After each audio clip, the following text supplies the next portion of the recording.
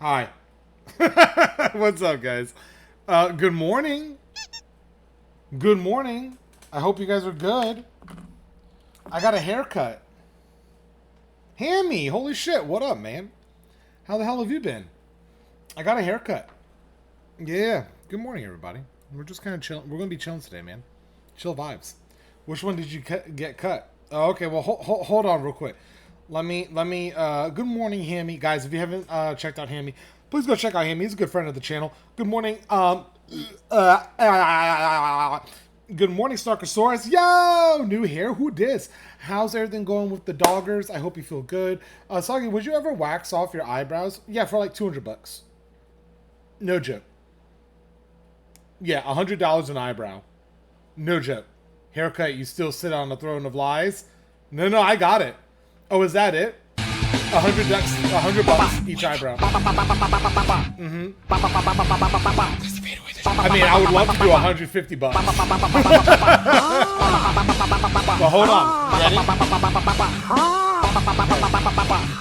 Guys, ready? Okay. Here's the reveal. I got the haircut. No product. No product. And I don't sit on a throne of lies. God damn it. Listen. You guys ready? Good morning, Swift. How are you? You ready? Snookersaurus, Draffner. I hope the doggy is doing good, 89. I hope everything's going good. What's going on with that?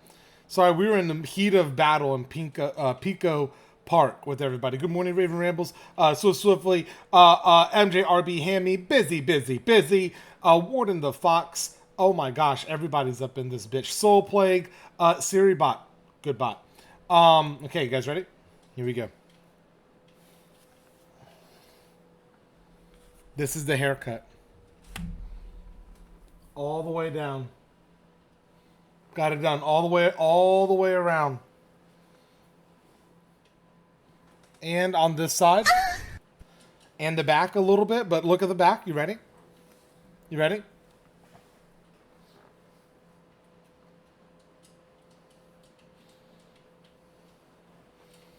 Yeah. I'll be honest though, it was a really bad trip.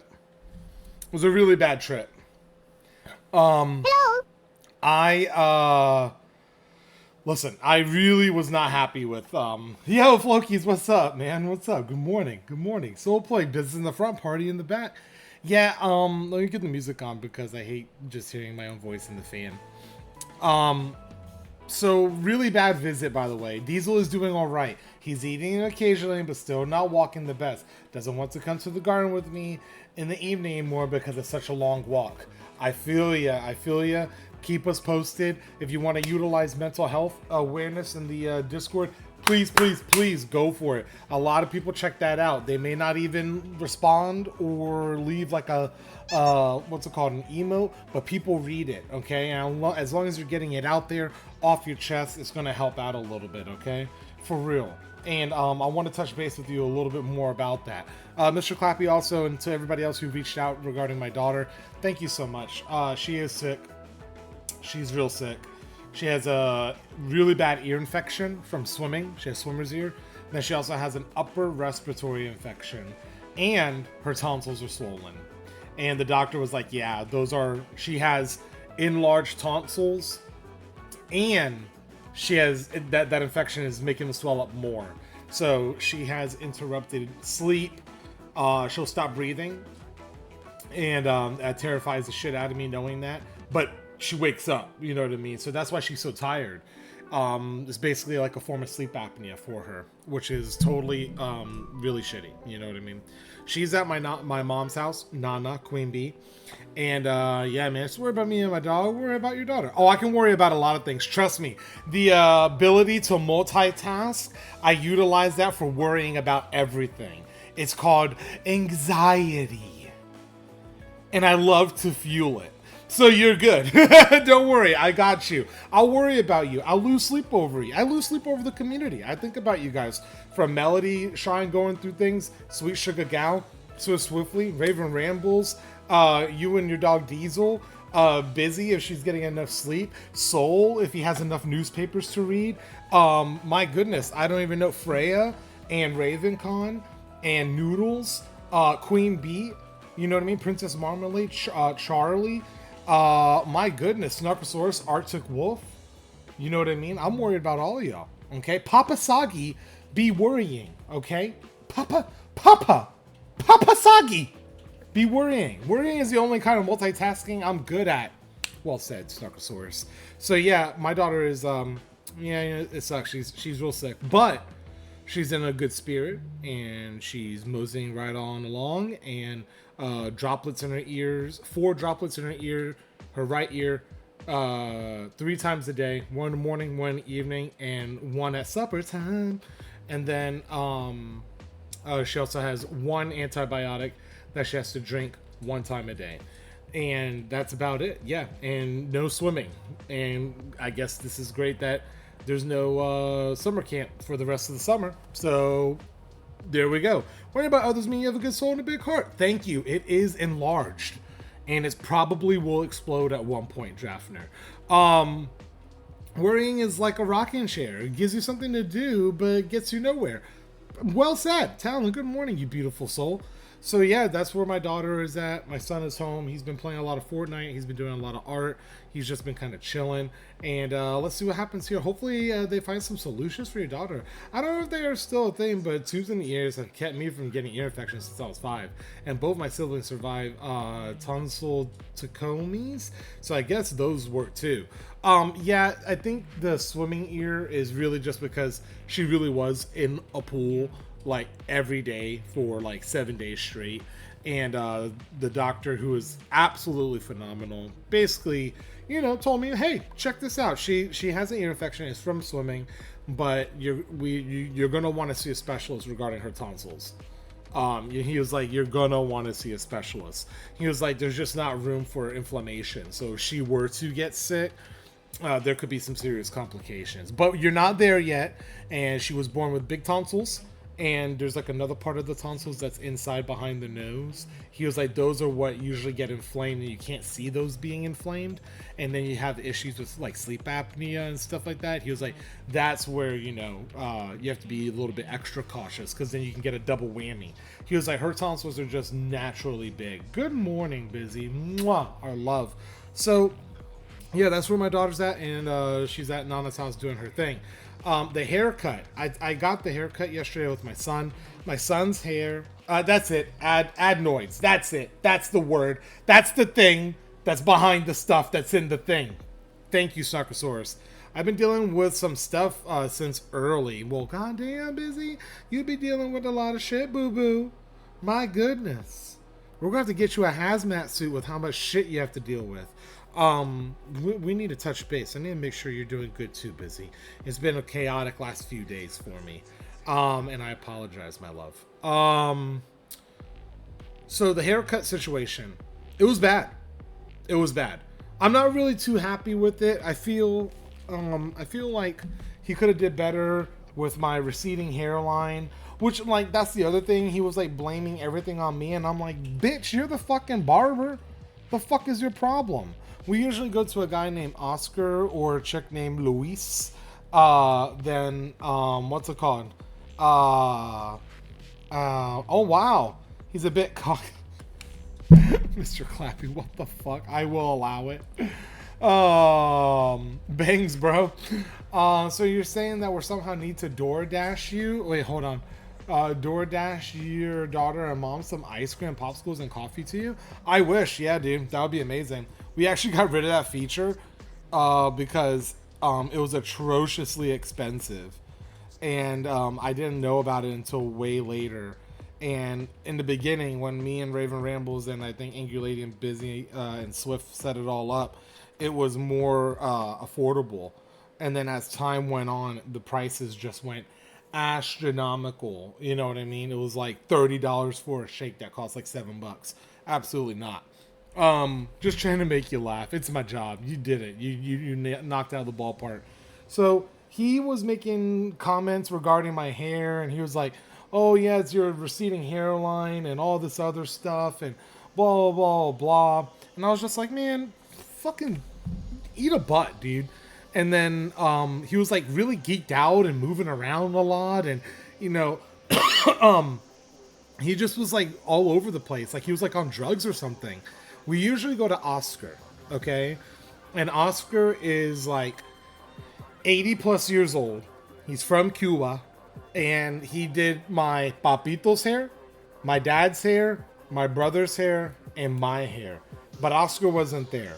Then Luis wasn't there. But Luis was there. And Luis did my son's hair, which came out, mwah, he looks absolutely divine. You know what I mean? He looks great. I love it, love it, love it. Good morning, sweet sugar gal, you beautiful individual, you. Your hairdresser sounds like an ass. It's like an artist blaming his canvas for not being able to paint a pretty picture. Yeah, dude. I'm going to leave him a shitty review on Google, and I'll read it to you guys when I do it. I haven't done it yet because I didn't want him to trace it immediately back to me, but not impressed with how he did it. Not impressed. I got a badass song for you in the Discord channel. Oh, word, thank you. I definitely will check it out. I have not checked out the Discord a lot. I've been really MIA. I've been in my depressive state. Angry lady, you know, is not feeling too good. My daughter is sick. I missed out on plasma yesterday, and bills are piling up, and I want to draw, but I can't because I'm stressed out.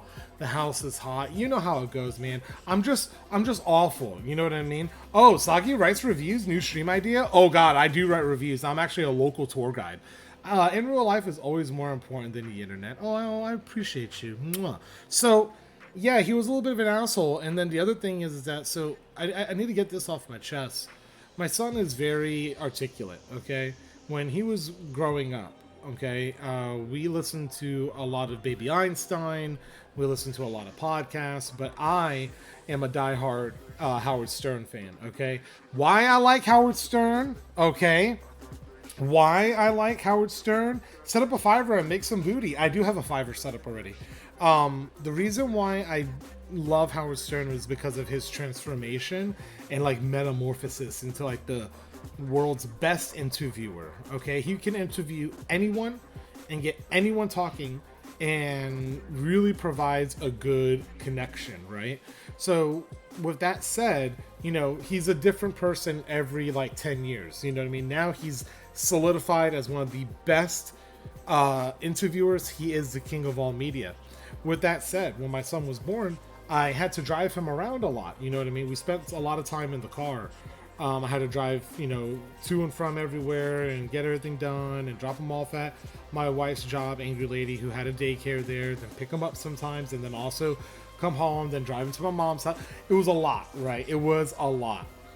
With that said, he would listen to Howard Stern in the background, okay? And do you watch any JRE, Joe Rogan? I don't watch Joe Rogan, no. As much as I follow UFC, I only watch Joe Rogan when he's on UFC, you know what I mean? But with Howard Stern, my son would listen and listen and listen. So he would start talking. He was talking between 6 and 8 months of age. You know what I mean? Like literally saying words and then full-blown sentences while by the time he was a year old. Talking full-blown sentences, articulating what he likes, what he doesn't like, what he wants, what he doesn't want, you know, it just all of these things, making comments about this, arguing. He was all over the place. He was good about it. Now, he did that with Cocomelon and all the other shows that we watched and all these things, right? Very, very, he listened, okay? So, fast forward to Sunday? Yeah, Sunday. I take him to go, yesterday, Monday. I take him to go get the haircut. And the guy says to me, he looks over and he's like huffing and puffing, getting like annoyed. And he was like, next time try to bring a picture. Because kids like that who don't make up their mind, they're never going to be happy with what they get. Because they're always going to, they're not going to know how to like articulate, they're not going to know how to say it.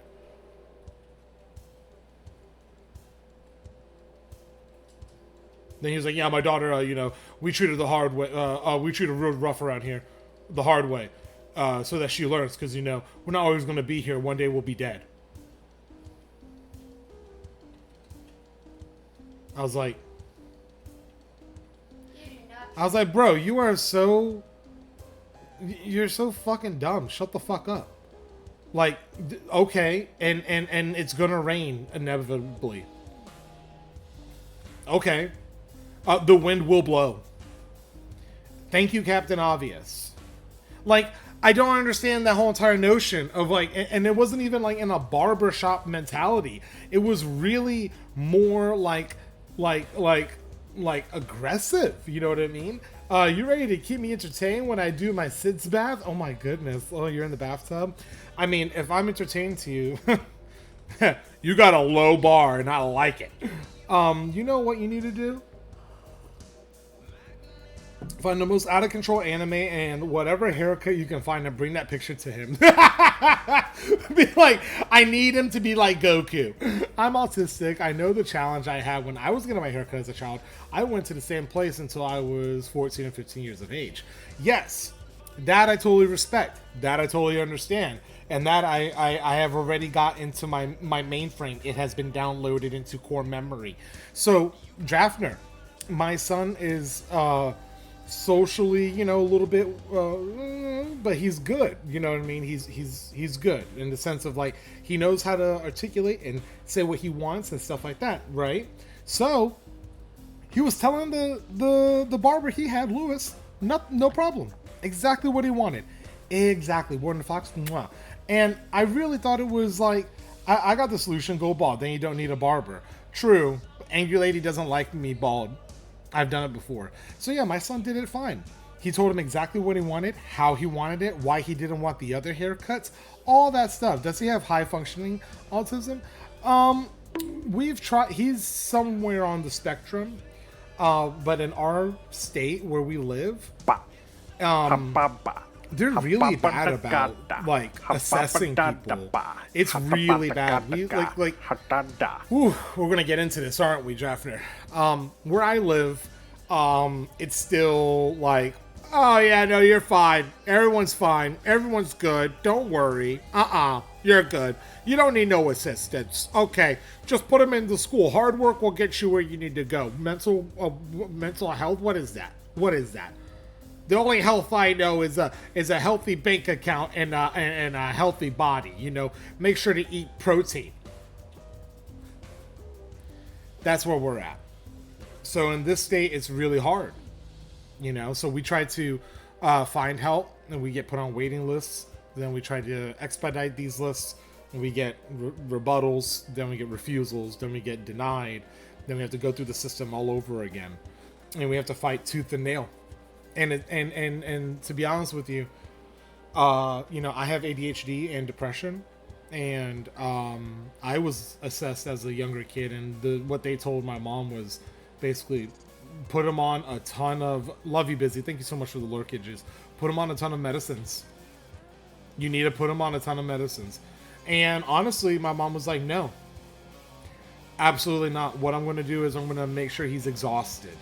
And he's going to run around, he's going to play outside, he's going to meet other kids, he's going to be socially stimulated, he's going to be all over the place. And when he gets home, he'll hopefully be a little bit timbered down. And I was just barely timbered down enough, you know what I mean? To where she could handle me, okay? And she did it great. She did it, she worked with the tools that she was given, and she even invented things and, you know, stuff that now is the norm that she had to figure out on her own. You know what I mean? There was no Google at the time like how it is now. You know what I mean? It was all AskDaddy.com and BigDaddy.com. So, you know, it's changed. You know what I mean? So again, with my son, I looked at him and I shut down. I was like, man, fuck you, dude. Like shut the fuck up. Don't be talking about what you're doing for your kid needs to be done for my kid. Bro, chill. It's not that big of a deal. He is learning to talk to adults every day. And honestly, he talks better to some adults than some adults talk to each other. You're gonna make sure he's exhausted. That's why you got married, had kids, to keep yourself exhausted. You know what? I never really thought of that. Holy shit. This is a...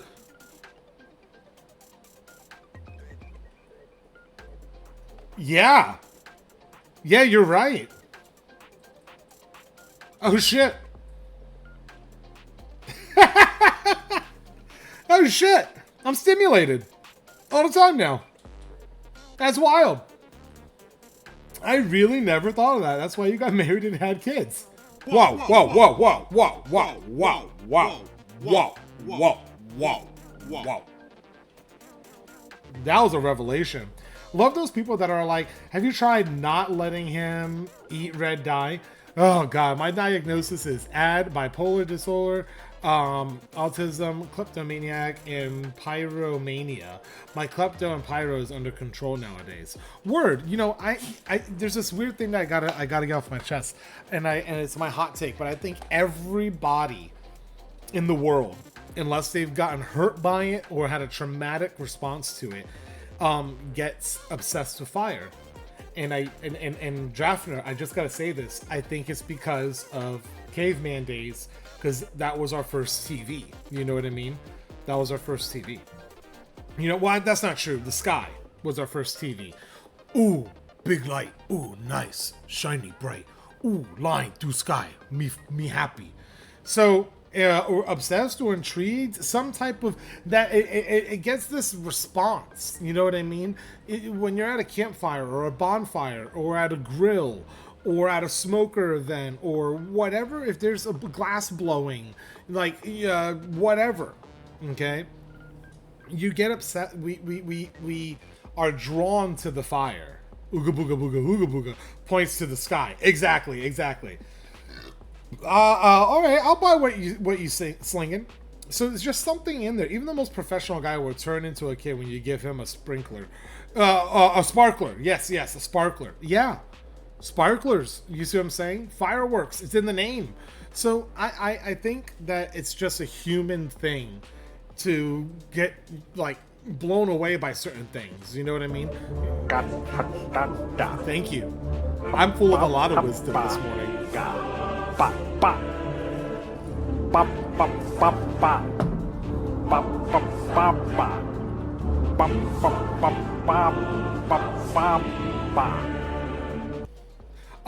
So what was it? I feel called out just because I know how to make a little fire into a big fire and then make that big fire into a huge fire. You see how this goes? It was like, it started off as twigs and then we took down our whole fence lining because it was kind of breaking anyways. I don't matter how big and dangerous you are. When a kid comes with a toy phone and it's for you, you goddamn answer it. Yeah, that's fucked up if you deny that call. It's not spam, my friend. So yeah, dude. I think everybody gets a little bit, you know. I think it's definitely caveman related. Fire equals life. Yeah, you know what I mean? Fire keeps me alive. Fire keeps... You know what? Break it down even further. Snarkosaurus. Fire equals life. Sun. Fire. Fire bless me with vitamin D. Me live long. Me prosper. And then all of a sudden, boom. I think you are 100,000% correct, dude. But I got diagnosed with autism this year. That's good to know. I feel that it's always it's better to know, and the clarity feels good. What just happened? Oh, I was just thinking that Snarkosaurus was right. Fire equals life, and then, you know, caveman probably just looked up and saw the sun and was like, yeah, that's not bad. And you know what? This stick that has this thing on it looks a lot like that thing, and when I stand in the open, I feel warm, and when I stand near this fire, I feel warm. You know what I mean? Are you worshiping a ball of gas? Because that would make sense. Yes.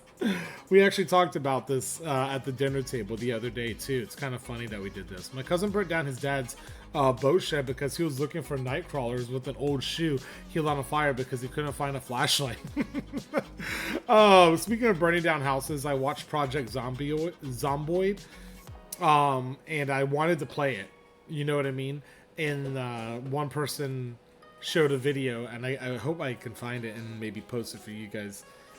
He was doing good, and him and his duo's partner were surviving for like a long time. They had cars, they had motorcycles, they had guns, they had fortifications, and they had food, they had entertainment, all this stuff, right? So, what's it called? One moment.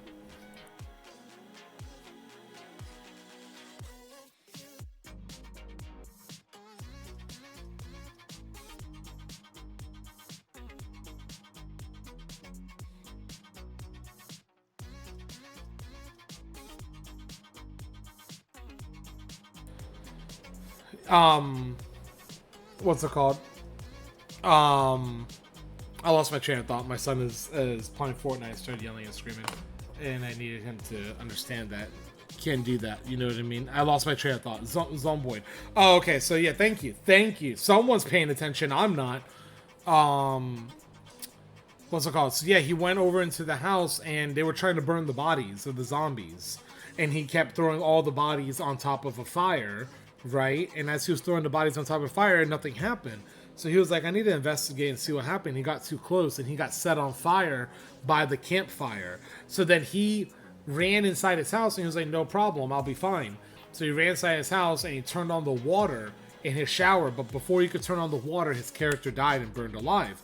Well, in Zomboid, you can load into the same world and go find your character who died and strip them of all their stuff, and now you have a new character, you know, with stats that are back over to 0 or whatever, minimal stats, but you can get your stuff back, right? Your you know what I mean? Like DayZ. Oh word, I didn't know DayZ was like that.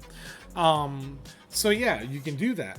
Well, when he went to go get his old body, and his buddy and him, you know, his buddy picked him up in the car from the house or whatever that you spawn at. They drove back, and when they drove back, the whole house was on fire because his corpse had caught on fire and he didn't turn on the water in time. So the whole house they built and all their supplies burned to the ground. And he was like, moments like these are what makes Project Zombioid or Zomboid or whatever really, really, really epic. Because even if you break glass and you go climb through it, but you didn't clear the glass out of the way, you'll cut your hand. And it's like these little details are what's... I hate you. These little details are what is so impressive about these smaller games. That the death of AAA games, I think, in my personal opinion, is very, very near. Because so many people are learning, you know what I mean? Learning that there is like so many attributes to a game. Like there's so many levels to it. And like what I think is really wild is that you know, these little games, they don't focus on how it looks. They rather focus on the functionality and how it's operating and the mechanics and stuff like that. And I think that what's crazy about that is that it shines a light on how boring some games can become. Good example, a survival game that was blowing up and had a good time. Sons of the Forest. Sons of the Forest 2. Well, there's a completion point, you know what I mean? Like, okay, I built the biggest base, nothing's attacking me, I'm you know, I reign supreme, I'm apex predator out here. Well, in games like Project Zombioid, you're never the apex predator, you're never on top. You think you're on top, but then you die and you have to start over. And these kind of survival games that give you those lessons of like, hey, you feel good, you feel confident, you're getting a little bit loosey-goosey, oop, you made a mistake, you died. Those kind of games, I think, are more popular than any of them. Ark Survival is like that if you haven't played it. I haven't played Ark Survival, and I see that you got rid of Call of Duty. That's wild, Hammy. We noticed that it's a giant piece of garbage now with flying powers and powers out of the eyeballs and stuff, but we'll save that conversation because we're gonna kind of going through something here. So I really, dude, I was blown away by the depth of this game. I want to check it out. I struggled with Ark. I just started too late. I want to check out Project Zomboid or whatever. I have it downloaded. I walked around and I was like, oh my gosh, this is too much. It's overwhelming. If I'm gonna play this, I might as well fucking play Tarkov. You know what I mean? But that's not the case. And I want to try it. You know what I mean? We want to create a more realistic game. Add superpowers. Yeah, that's hilarious. So yeah, man. I really, it's super moddable. Yeah, that's the other thing, is that they were rated like one of the top what's it called, games for like, you know, depth and creativity and how it like functions. It was just really, really cool. I like seeing stuff like that. So yeah, I checked that one out. I played a little bit of Hunt last night because I wanted to kind of get a little more well versed in Hunt and play it, because it does feel fun. The pacing is a little bit different. The only thing I don't really like about Hunt And I'll be real with you guys. The only thing I really don't like about Hunt is gonna be the squishy sound of mud. Yeah, walking on wood, walking through grass, walking on concrete feels good. Walking through the mud is such a slush bucket that it's just like, oh my goodness. Um,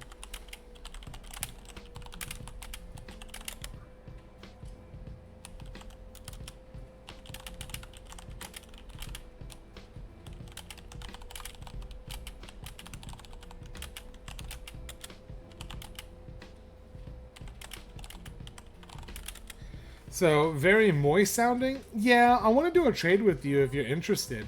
What do you mean? Shadowline is also really good. What do you mean do a trade, Draftner? And yeah, the moist flokies, yeah, the moist squishy poopy doopy sound. It is like really overbearing, you know what I mean?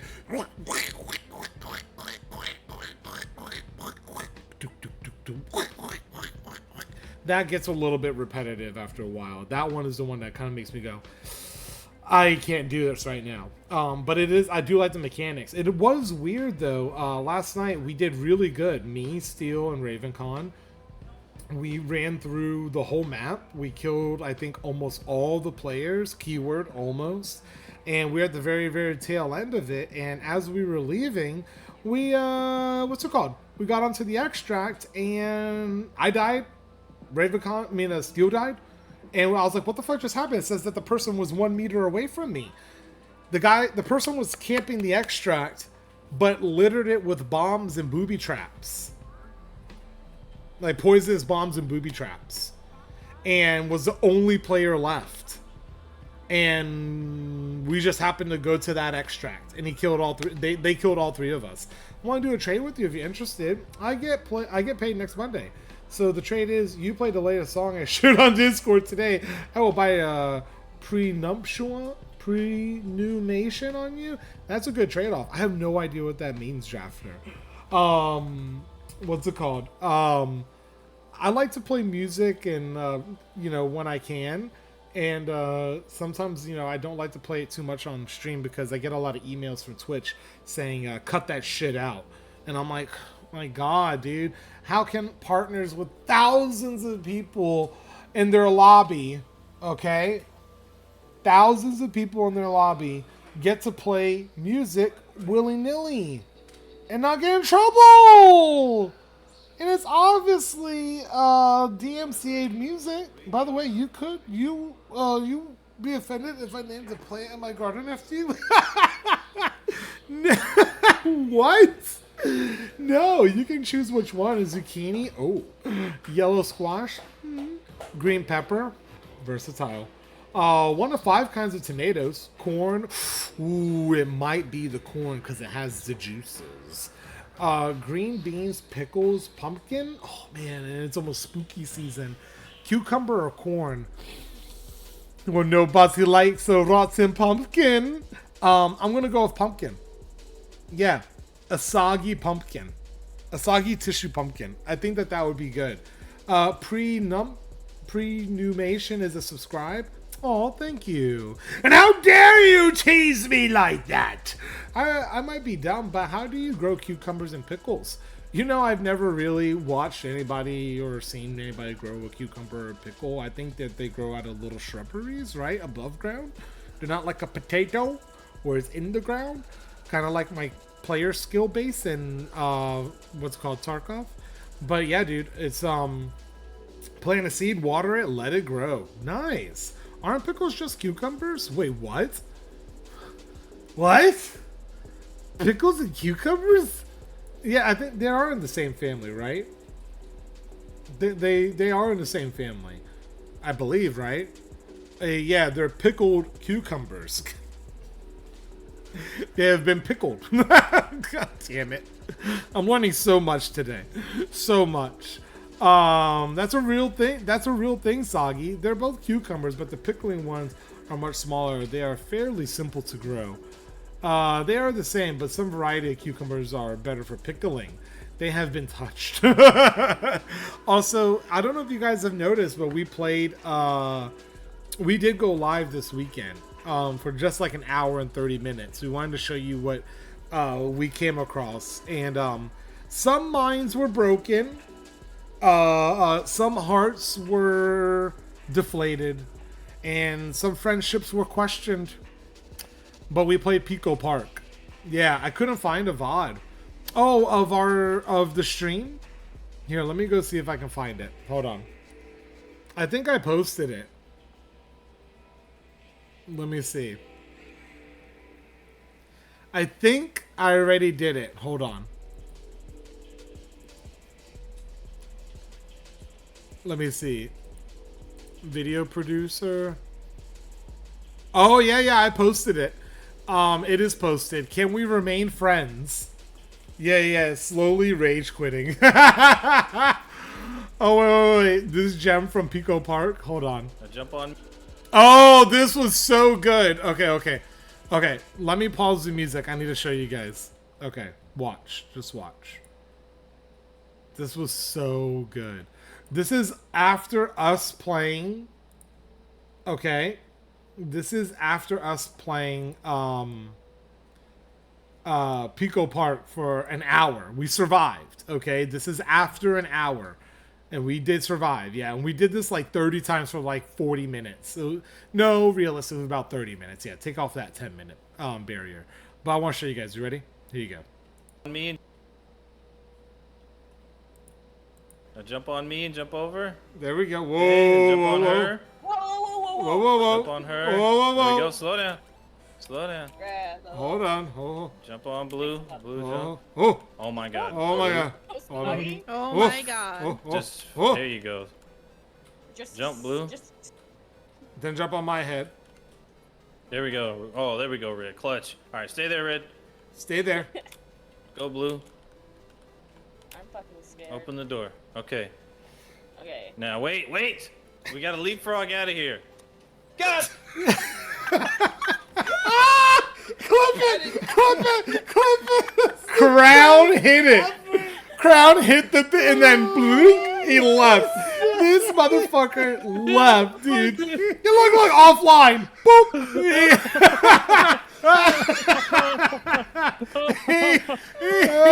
Look, I look for him. He's gone.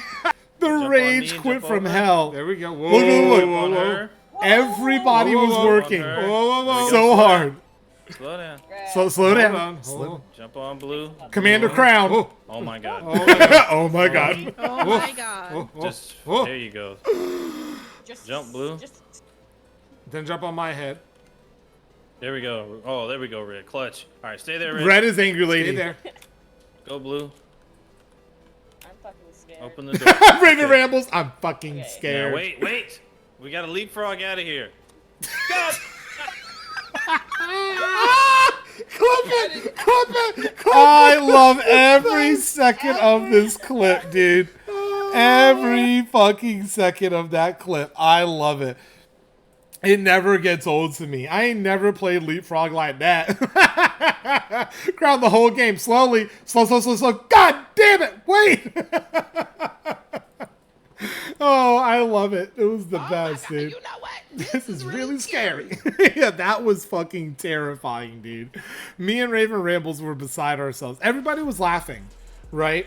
But then the best part for me personally was Angry Lady sizing up her jumps and then Crown calling her out for it and then being like, you can see her trying to measure out this jump, and then she boop every time. He was trying to sass me at one point, stress me the fuck out. That was hilarious, dude. It was just us being us, and it was all for content as well because we knew this was going to be triggering. It went smooth in the beginning. And as it just plummeted ever so slowly into the ground, you know what I mean? He was trying to sass me. I was like, Crown, do not try me right now. Oh yeah, that was the best. Do not try me right now when you're not even moving. And he like just refused to move. He was on the other side. I was like, Crown, bro, come on. Move, bro. And then everybody teamed up and yelled at Crown. That was absolute fire, dude. I think that was honestly one of the better ridiculous moments for admins. We don't get to do it often, you know what I mean, as a group. We typically do a lot of like, you know, duo and trio gameplay. and we wanted to test it out live on stream because I think it would be good to do during the 24-hour stream, which we're going to be doing here shortly. Good morning, Random Dirt. What it do, baby? Taco Tuesday, you better believe it. So, yeah, that was a lot of fun, dude. Pico Park will really test your patience, dude. Did you see labs are free and you can scav in? You know, yeah, I saw that. And Giga Beef and like his friends, not Giga Beef, fucking that nice guy or whatever, and his friends were the ones that unlocked it. They figured out the code or whatever. You know, props to them. It's fun, but now cheaters just have free reign. They reign supreme. You know what I mean? There's so much shit going down that we had one good raid. We ran it all day yesterday, just trying to see where we could go, what we could do, try to figure it out, right? But yeah, it was really upsetting. You just die. That's it. You go there to die. And Steel tried playing with us, and did you want to do the trade? I feel pressured. You're pressuring me, Draftner.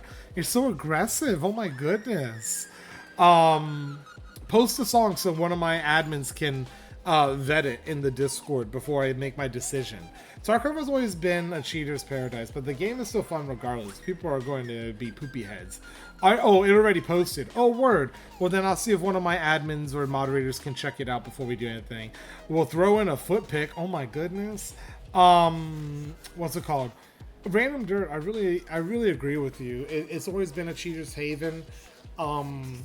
It's just that on labs, the one thing that really hurts my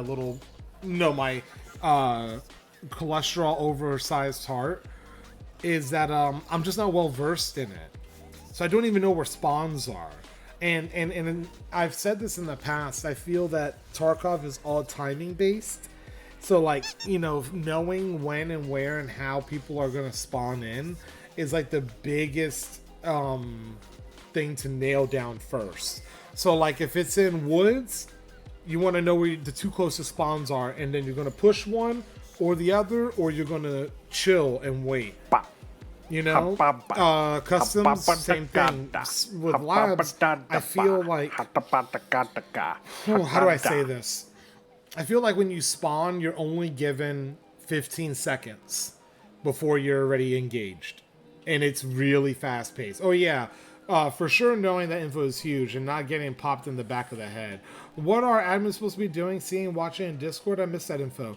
Drafter posted a video that they really want me to listen to, and they were like, if you watch the video, Soggy, I'll sub to you. So I'm feeling a little bit pressured. I'm freaking out. Man. So I just wanted you, maybe one of the admins, to kind of vet it first before me showing it or whatever. I don't know. Just let me know what's good. Because I'm kind of like in a spiel right now. And I'm also like, again, like my mentality these last like 5 days have been really bad. Yeah, dude. It's been really bad. I'm stressing out.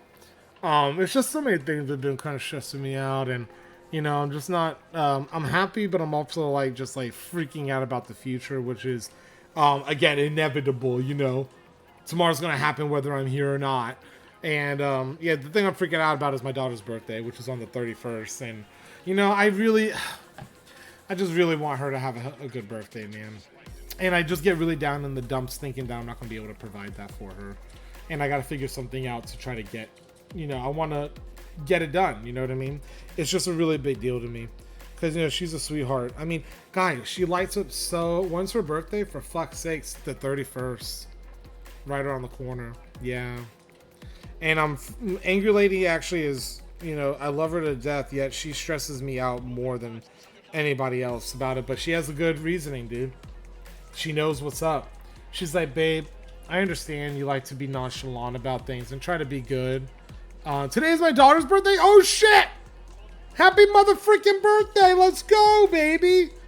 Happy birthday to baby Talon, little Talon, boo-boo Talon. Happy birthday. That's awesome. I hope you're off of work. Happy birthday. I heard the song. A little bit of cussing, but nothing huge. I mean, the behind the words aren't anything crazy significant. Oh, word. Okie dokie. I'll get to it here in a second. I am not. Oh no. You know the rule, Talon.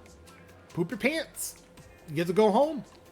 You can't be at work with poop in your pants. That's it. Done. I'm here to provide solutions, not problems. Okay, Talon? And the solution to your problem is you have to poop in your pants so you can go home and then spend some time with the family. And then that way, you know, you're like, okay, cool. I'm all cleaned up and I'm fresh again. I got to go back to work. And then you go back to work. That's it. Done. You see? I'm a dick. I won't let myself go home. Oh, your boss is a real dick. You're like, I am my own boss and I am a dick.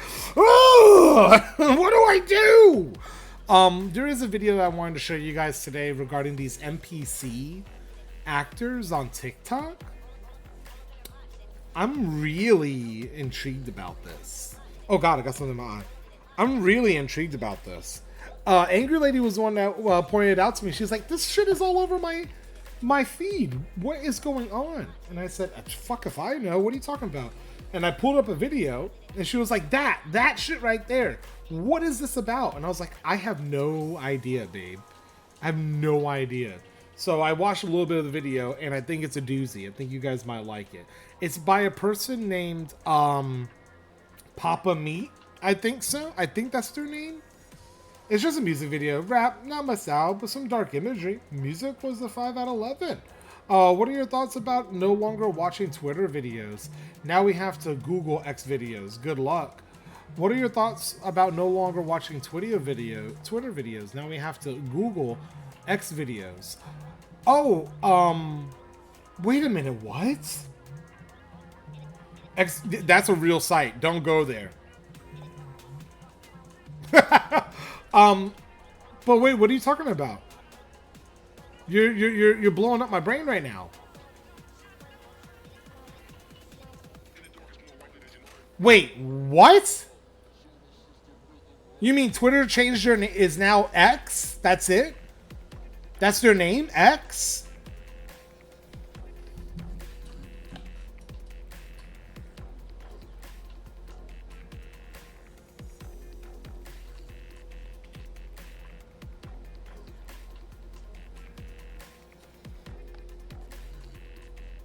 But mine looks the same. It just says Twitter. And it's all Tarkov and streaming and anime and drawing. I'm not seeing what you guys are talking about. Some plasma donation stuff in here. No more bird. What? No way. There's a bird on mine. On the PC. Oh shit, on PC? Oh, okay, hold on. I want to see this. I'm intrigued. This is something new, something different. Twitter? Yeah, I still got the... Oh my god, I opened...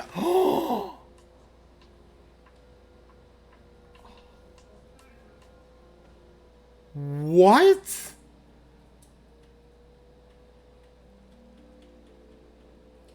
So now what?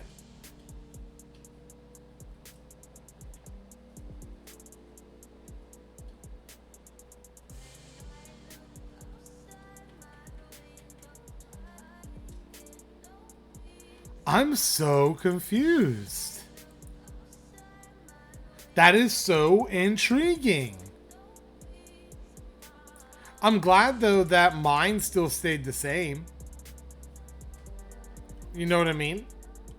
Yeah, like I'm glad that my explore button isn't full of naughty stuff. It's all actually like still good.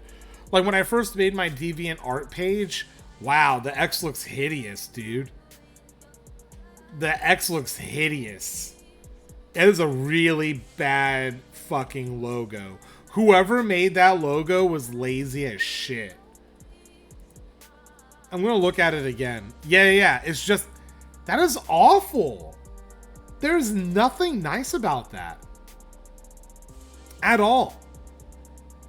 Yeah, that's pretty hideous. The design is, yeah. Yeah, that's awful. Don't like it. Elon just wants to ruin the company he was forced to buy. Why, dude? Why? You know? Makes no sense to me. It was actually a pretty good thing, and I liked it. There's a whole shebang behind it. Oh, damn. Oh, well, I may need the juice. Just like the corn or the pumpkin, I may needs the juice. That's wild, dude. Mortal Kombat 1 receives backlash from fans over Ermac's design. Wow. There's so many things happening in so many just... I don't understand, dude. I don't get it, dude. Everything needs to be this and that and this and that and universes and my brain can't handle it anymore, dude. I saw they were adding Homelander to Mortal Kombat. That's what I mean. Is like The Boys, you know, great series, but it's infecting everything, dude. From Mortal Kombat to Call of Duty to, you know, it's going to be on Fortnite here soon. You know what I mean? If it's not already. There's just so much hoopla. I'm so over it, dude. You know? Good morning. How you feeling, Soggy? I'm exhausted, dude. I'm exhausted. I think it's just the stress, man. I think the Boys series sucks. Oh, wow, really? Hot take. I think it's okay. To me, it's still not groundbreaking. I think Invincible is better. The Boys going to Fortnite seems like a PR issue due to the amount of children playing. And you know Homelander would just kill all them damn kids anyways. Corv, good morning, you beautiful son of a bitch. Halloween is every day. I hope you're doing good. I love The Boys personally. Yeah, I mean, it's okay by me. I think Gospel Girl is a better show. Jessica Jones was good. Nobody talks about Jessica Jones. They all think that it was fucking garbage. I thought it was a good show. Yeah, I like Jessica Jones. I think The Boys is okay. Jessica Jones is really good, dude. Like, I don't understand how it didn't get more fucking traction, dude. I'd rather watch Sex and the City than The Boys. Whoa, wait a minute. Sex and the City is a icon for like a whole generation. Of course. Sex and the City is phenomenal. Yeah. This is a sick series, dude. So is the L Word. I liked both of those series. I hate Sex and the City. Really? It was a good show. I liked it. I liked Sex and the City, and I also liked ER. Remember ER? Oh, dude, yeah. Shane was a baddie. Yeah, Shane was dope, dude. Fudge, what it do? Welcome on in, big dog. How are you? Libra? The L word, lip bite. I feel that, Corv. I feel that. Yeah, I mean, I like the L word. Let me see. I liked a lot of those shows, actually, now that I think about it. ER was great, dude. It was a great show. And I watched it, and then I kind of fell off a little bit after. Scrubs was phenomenal, but when Dr. Green died in the series, that made me really sad because I was super young and I liked Dr. Green. He was one of my favorite. House I watched sparingly, to be honest with you, Raven Rambles. I don't know why, it never really clicked with me. Yeah, I watched it very sparingly, like in between, you know what I mean. And Grey's Anatomy. Scrubs is really good. I want more seasons. So basically, Elon is trying to sue the law firm that represented Twitter and forcing him to honor the deal. Apparently just minutes after ruling, but before he took over, they charged something like $900 million in fees that the company happily paid. He is saying it was malicious fee and paid without argument as an attempt to drain funds. My Name is Earl was phenomenal. Oh my god, great show. Yeah, I'm good with Scrubs ever having another season. I think the time has passed because Dr. Cox and Barbie and all those what's his name? Oh my god, the couple Tusk. I can't remember his name now. He is changing the name to try to separate himself from the company and resell. Yeah, good luck with that, bro. But My Name is Earl is great. They can't. Kevin Smith? No, I do love Kevin Smith. No, what's his fucking name? Oh my, Turkleton. Haha, that was it. Turk, and all of them. They're all so much older now, and they would be doctors or professionals in their own profession now. You know what I mean? Or in their line of work. It would just, I just don't know if it would work, and I wouldn't want to see a whole new cast jump into Scrubs, to be honest with you. I think that was a really good show. Okay, well, what about Gilmore Girls? Oh my god, Busy Girl, get it. Gilmore Girls was ahead of their time. But they could have made a season that passes the torch. True, they had that. It was Scrubs Med School, but we don't talk about those seasons. Gilmore Girls is what paved the way for a lot of shows. Yeah, we don't need another Roseanne. Leave it good the way it was. Yeah. Like, just kind of, let's keep walking away from that. You know what I mean? That's why, like, I can't get behind the new Fresh Prince of Bel-Air show. I don't really understand. Is it a reboot? Is this kid related to Will Smith's character from the past? Is this just a whole new thing? Like, what is it? Like, it needs to be. It wasn't clarified, to a lot of people like me who are just not into it. Seen the new Futurama episode? No, but I did hear it's coming back. From what I've seen, they called him Will. That's what I mean, Talon. There's so much going on, and I can't do it. I don't know. It's on Disney Plus. Oh, what? Futurama is on Disney Plus? And it didn't go to any Comedy Central? Oh, well, yeah, they were the ones that cut it. So, yeah, they wouldn't go back to that. Okay. So it's not exclusive. Oh, thank God. I was going to be like, Jesus, I can't do this. I can't get behind that. I love Fresh Prince. Make a new thing. Yeah. Make a new thing. I don't want to keep doing renditions of the same thing and, just have the tagline behind it. I'm really confused. If someone could explain that to me without me having to do a deep dive onto it, I would love to know more about it. I love Scrubs. I really did. But when they removed episode, I wasn't happy. The episodes removed were written by the actor that played Turk, and he had approved all of them. What? The new Fresh Prince is more darker, more drama than comedy. I like what you're saying, but I also am going to give you a real quick rebuttal to that. You ready? The original was just as dark, but done in a comedy context. So it was still getting past, still getting all those points passed to really make you think. Like, at the end of the episode or during the episode, you're like, wow, that was really fucking intense. The original had so many touchy subjects addressed. The scene where Will dad leaves, that or where Will tries to live on his own with his best friend, and then he's living in really bad situation. You know what I mean? Oh yeah, when his dad leaves. Oh yeah, why doesn't he love me? Yeah, it hurts, man. It hurts. And then like oh my god, like there's so many scenes into that.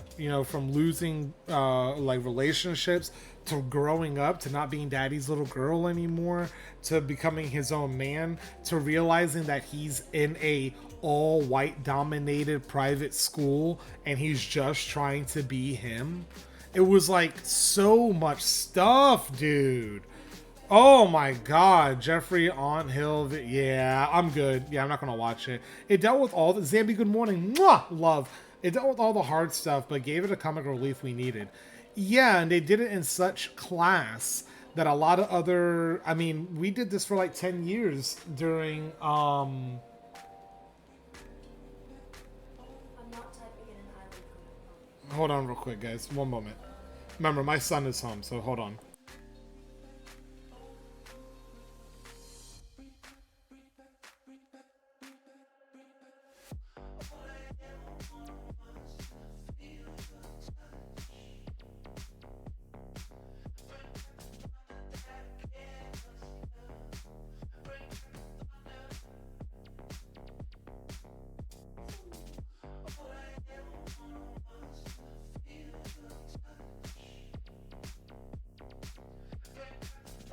Okay, I'm back. Yeah, it dealt with hard stuff and it gave a comic relief that we needed. I agree with that, Snarkosaurus. I think the biggest thing that I take away from Fresh Prince of Bel-Air, the original, was the fact that it dominated the airwaves, and with great power comes great responsibility.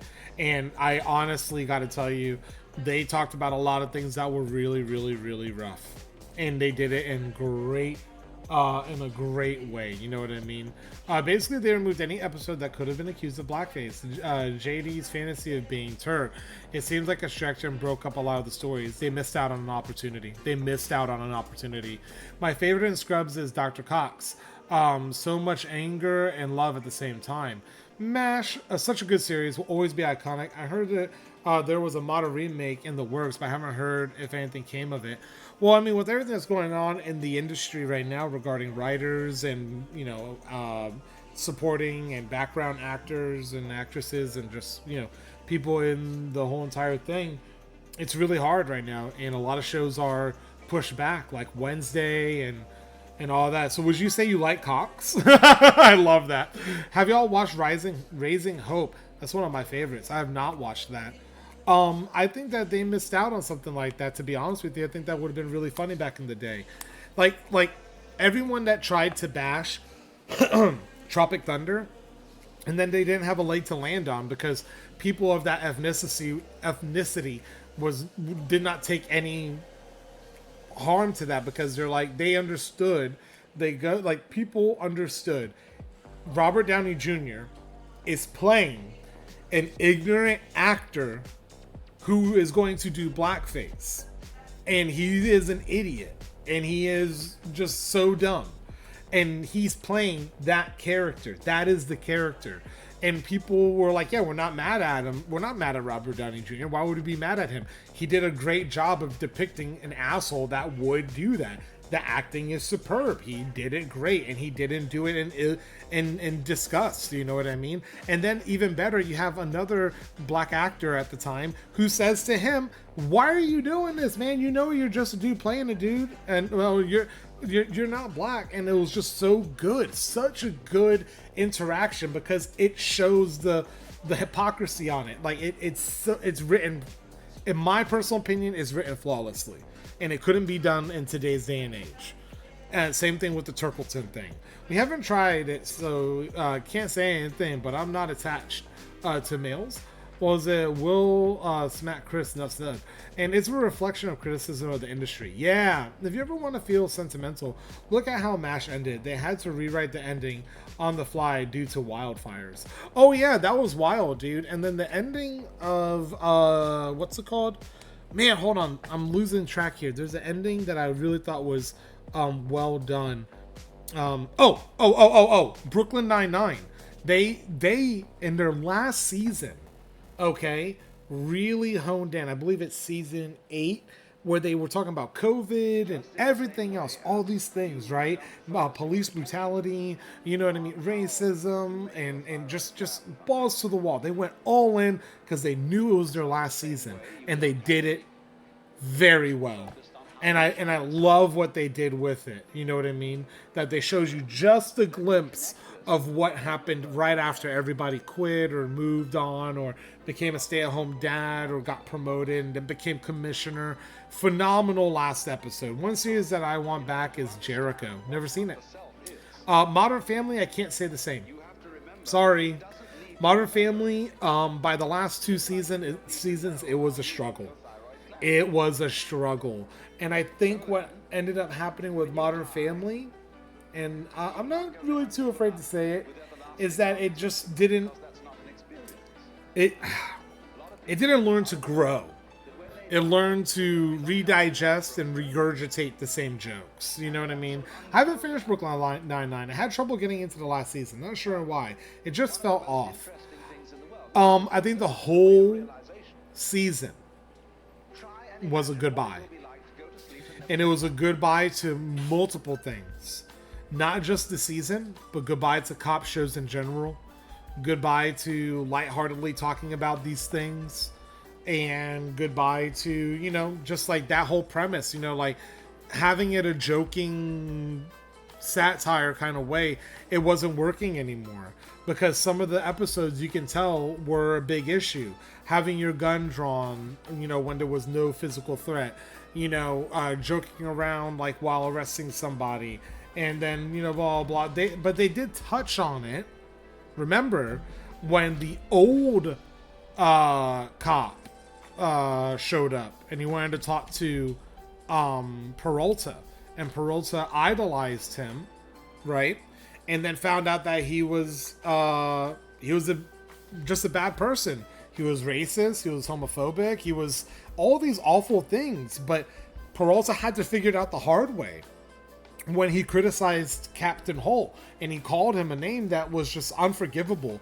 And Peralta, being a cop himself, broke the rule and hit another individual without having any physical threat towards himself.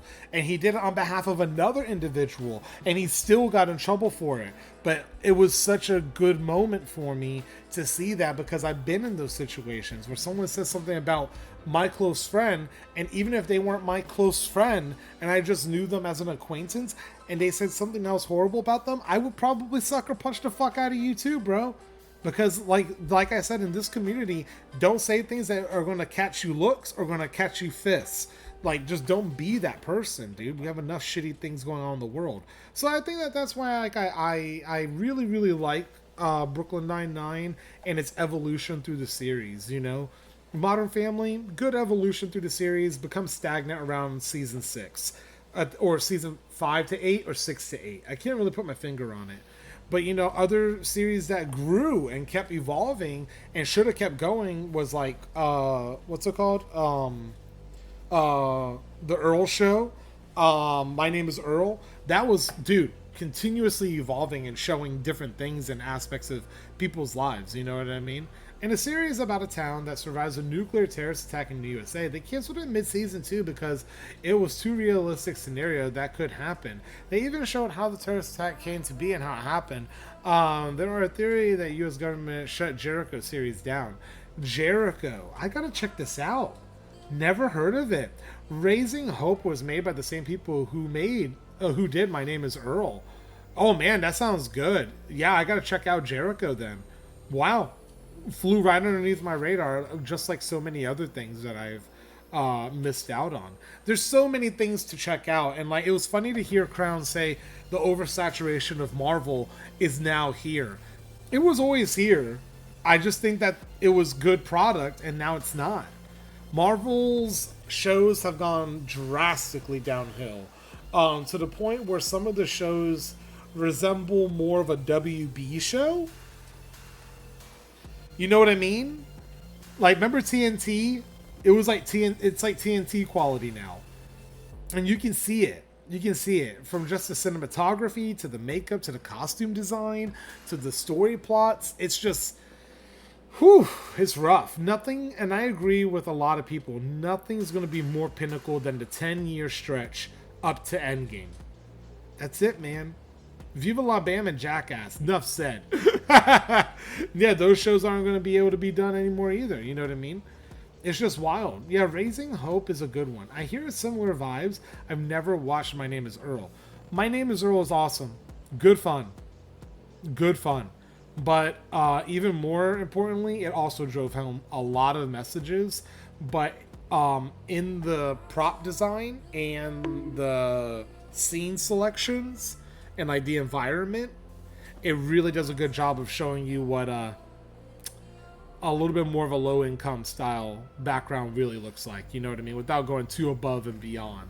Because let's face it, a lot of these shows have horrible depictions of like everyday life, you know what I mean? Just horrible depictions of it.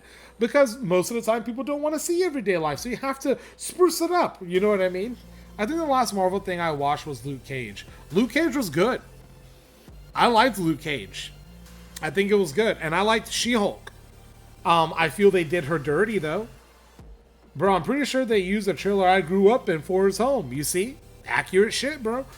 They did She-Hulk dirty, bro. She-Hulk was really good, but it could have been even better with a better budget.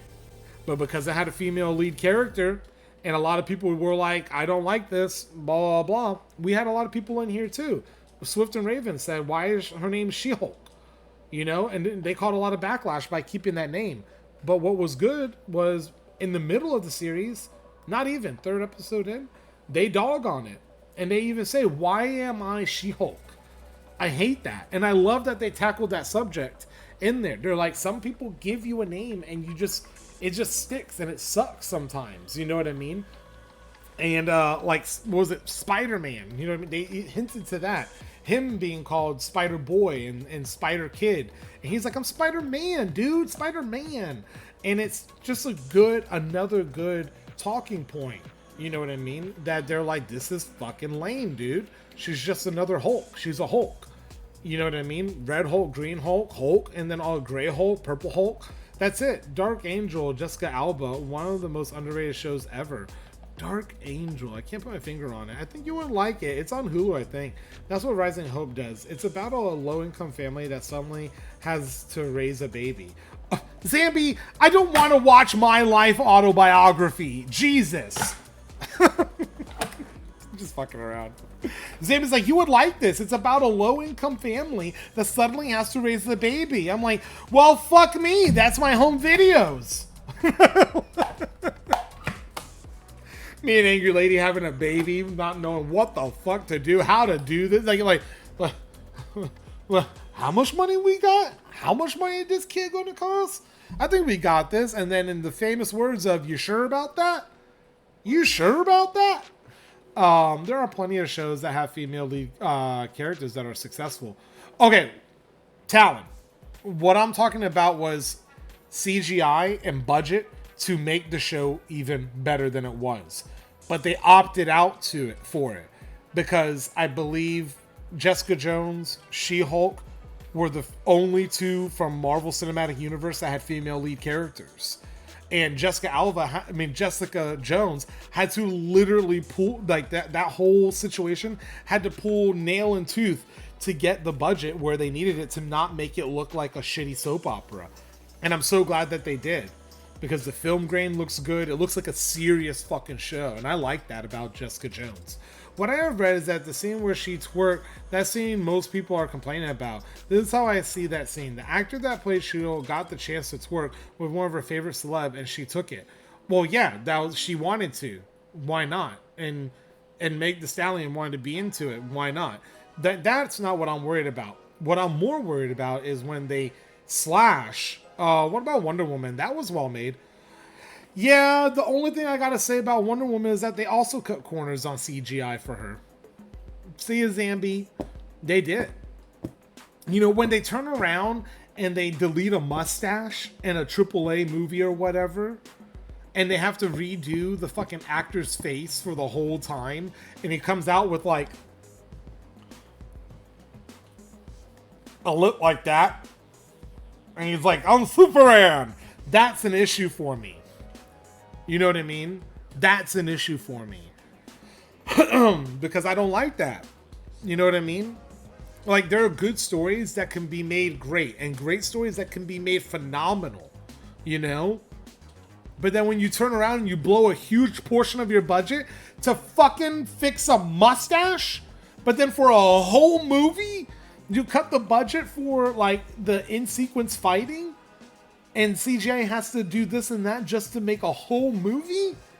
And in just a scene, you have like a quarter of the budget for the whole movie just for a scene? Nah, man, that doesn't work for me. And that's my personal opinion. You know what I mean? That's just my personal opinion. You know what I mean? I feel like they could do better. You know? It's like the, what was it? I don't know what he said exactly. But, like, sectioning off, saying that, like, MCU and, like, all these DC and all these other comic movies are, like, all-inclusive, it's not true. And it's not just because of the comics. It's not. It's the movie industry. The guy that plays Falcon, I can't remember his name right now. Fuck! Anthony? Is that his name? He plays Falcon. I can't remember his name right now. God damn it. My brain is failing on me. And he did a great job in the series. Anthony Mackie. Mackie. Why can't I remember Mackie? I can remember Anthony. Is that his name? Anthony Mackie? Sam Wilson? What's it called? That played Falcon. Yeah. Anthony Mackie. Black Widow was a decent movie, but it was missing something. Yeah, it was missing something. I can't put my finger on what it was missing, but something was off with that movie. I agree. But yeah, so the Falcon dude was like, he said something about like racism in the movie, what's it called? Oh my god. In the cinematic realm of things, right? He was like, why is it that like my fellow black artists have to be in a movie with a black director, but we can't get, you know, a white director that's made XYZ movies? And he went on to say some directors' names. He was like, but we don't get to work with that director. We have to work with an all-black crew, an all-black cast, and this and that. He went hard in the paint, dude. He went hard, and he got some backlash on it, but he's speaking the truth. You know what I mean? He was, dude, you should, if you can find that special, that interview he did, it's hard to find, but he did a good job of holding his ground, stating his sources, stating facts and examples, all in that conversation. He's a well-versed person. Well-spoken, articulate, calm demeanor. Calm demeanor, dude. Like, I don't see him losing it. You know what I mean? Like a lot of other celebrities lose it. He's like, nah, man. He has this calm, cool disposition, and he's like, I got it, baby. That's why it shouldn't matter if you are white, black, orange, or blue. It shouldn't, but it does. And he made that point. I hope I can find it, actually. It's a good interview. You know, that's why I'm really sad we lost Chadwick. Phenomenal actor, phenomenal human being. You know, I was once asked, who would you bring back from the dead to have a dinner with? And I said Chadwick.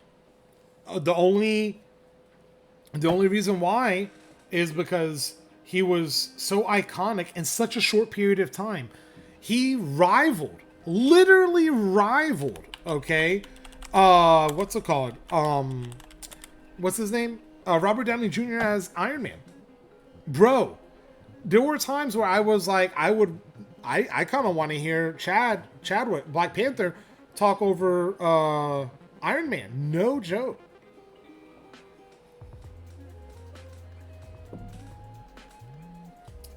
Oh, I never even finished the Green Lantern movie. I'll be honest with you. Couldn't do it. But I think that I'm very biased on that. Only because I'm more of a Marvel guy growing up. And I'm also more of an Image Comics and Top Cow kind of guy as I grew up. You good? Okay. I like those. You know what I mean? I really, really like those. There's a comic called Wanted. They made a movie about it. And don't talk about it! Don't talk about it! The movie was...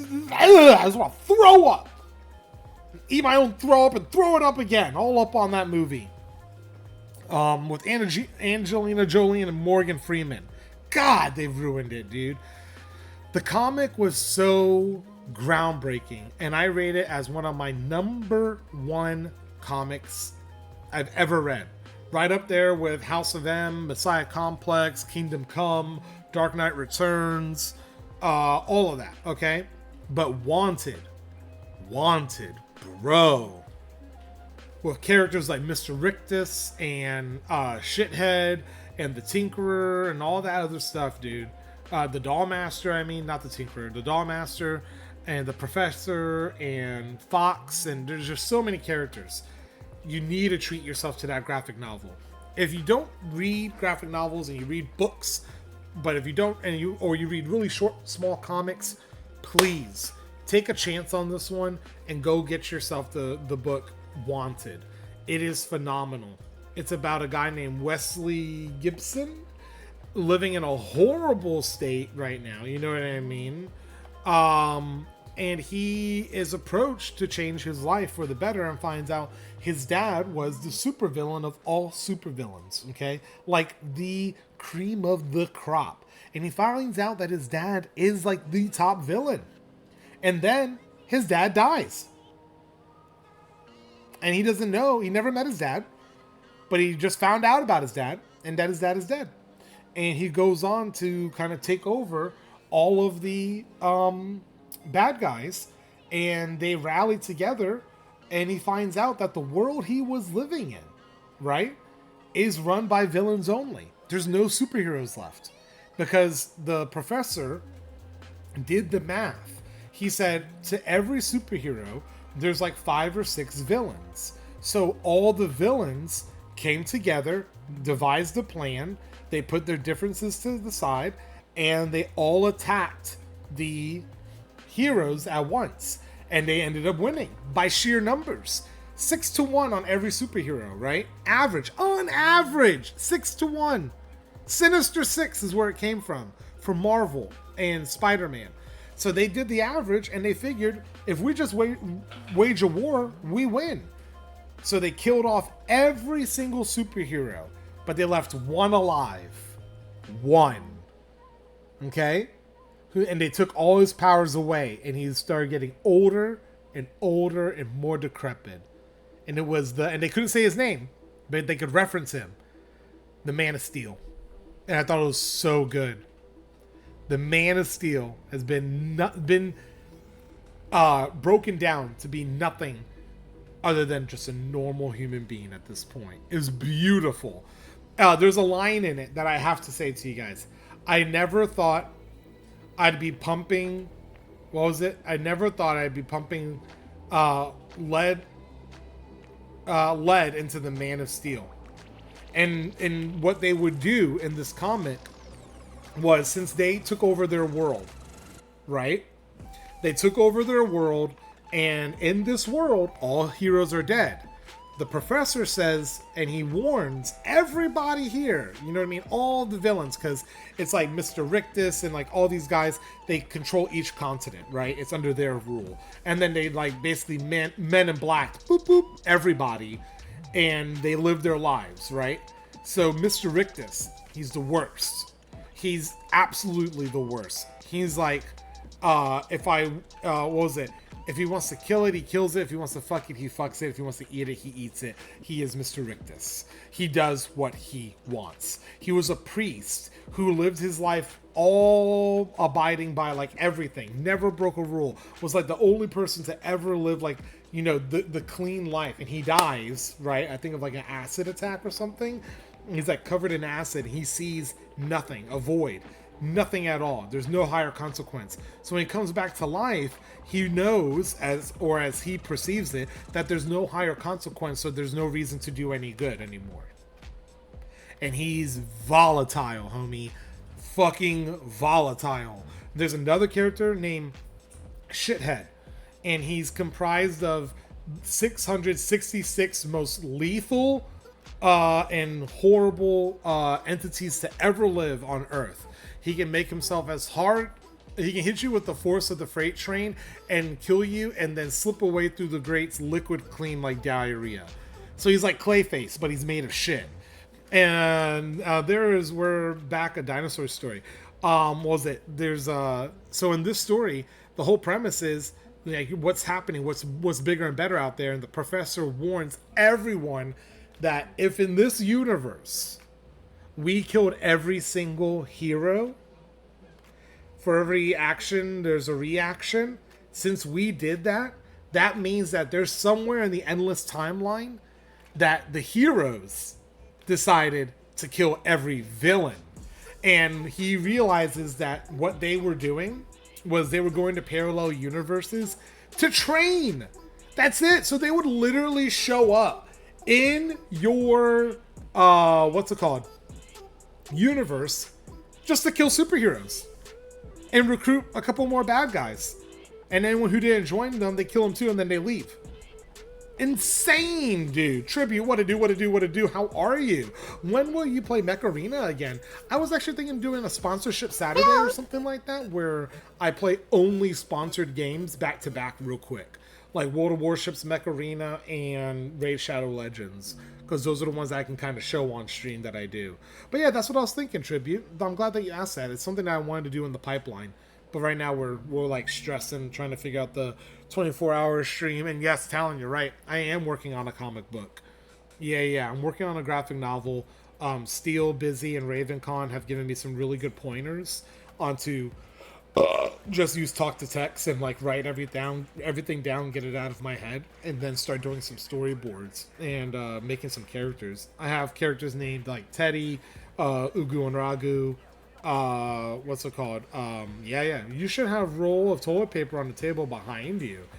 Toilet paper? You mean like right here?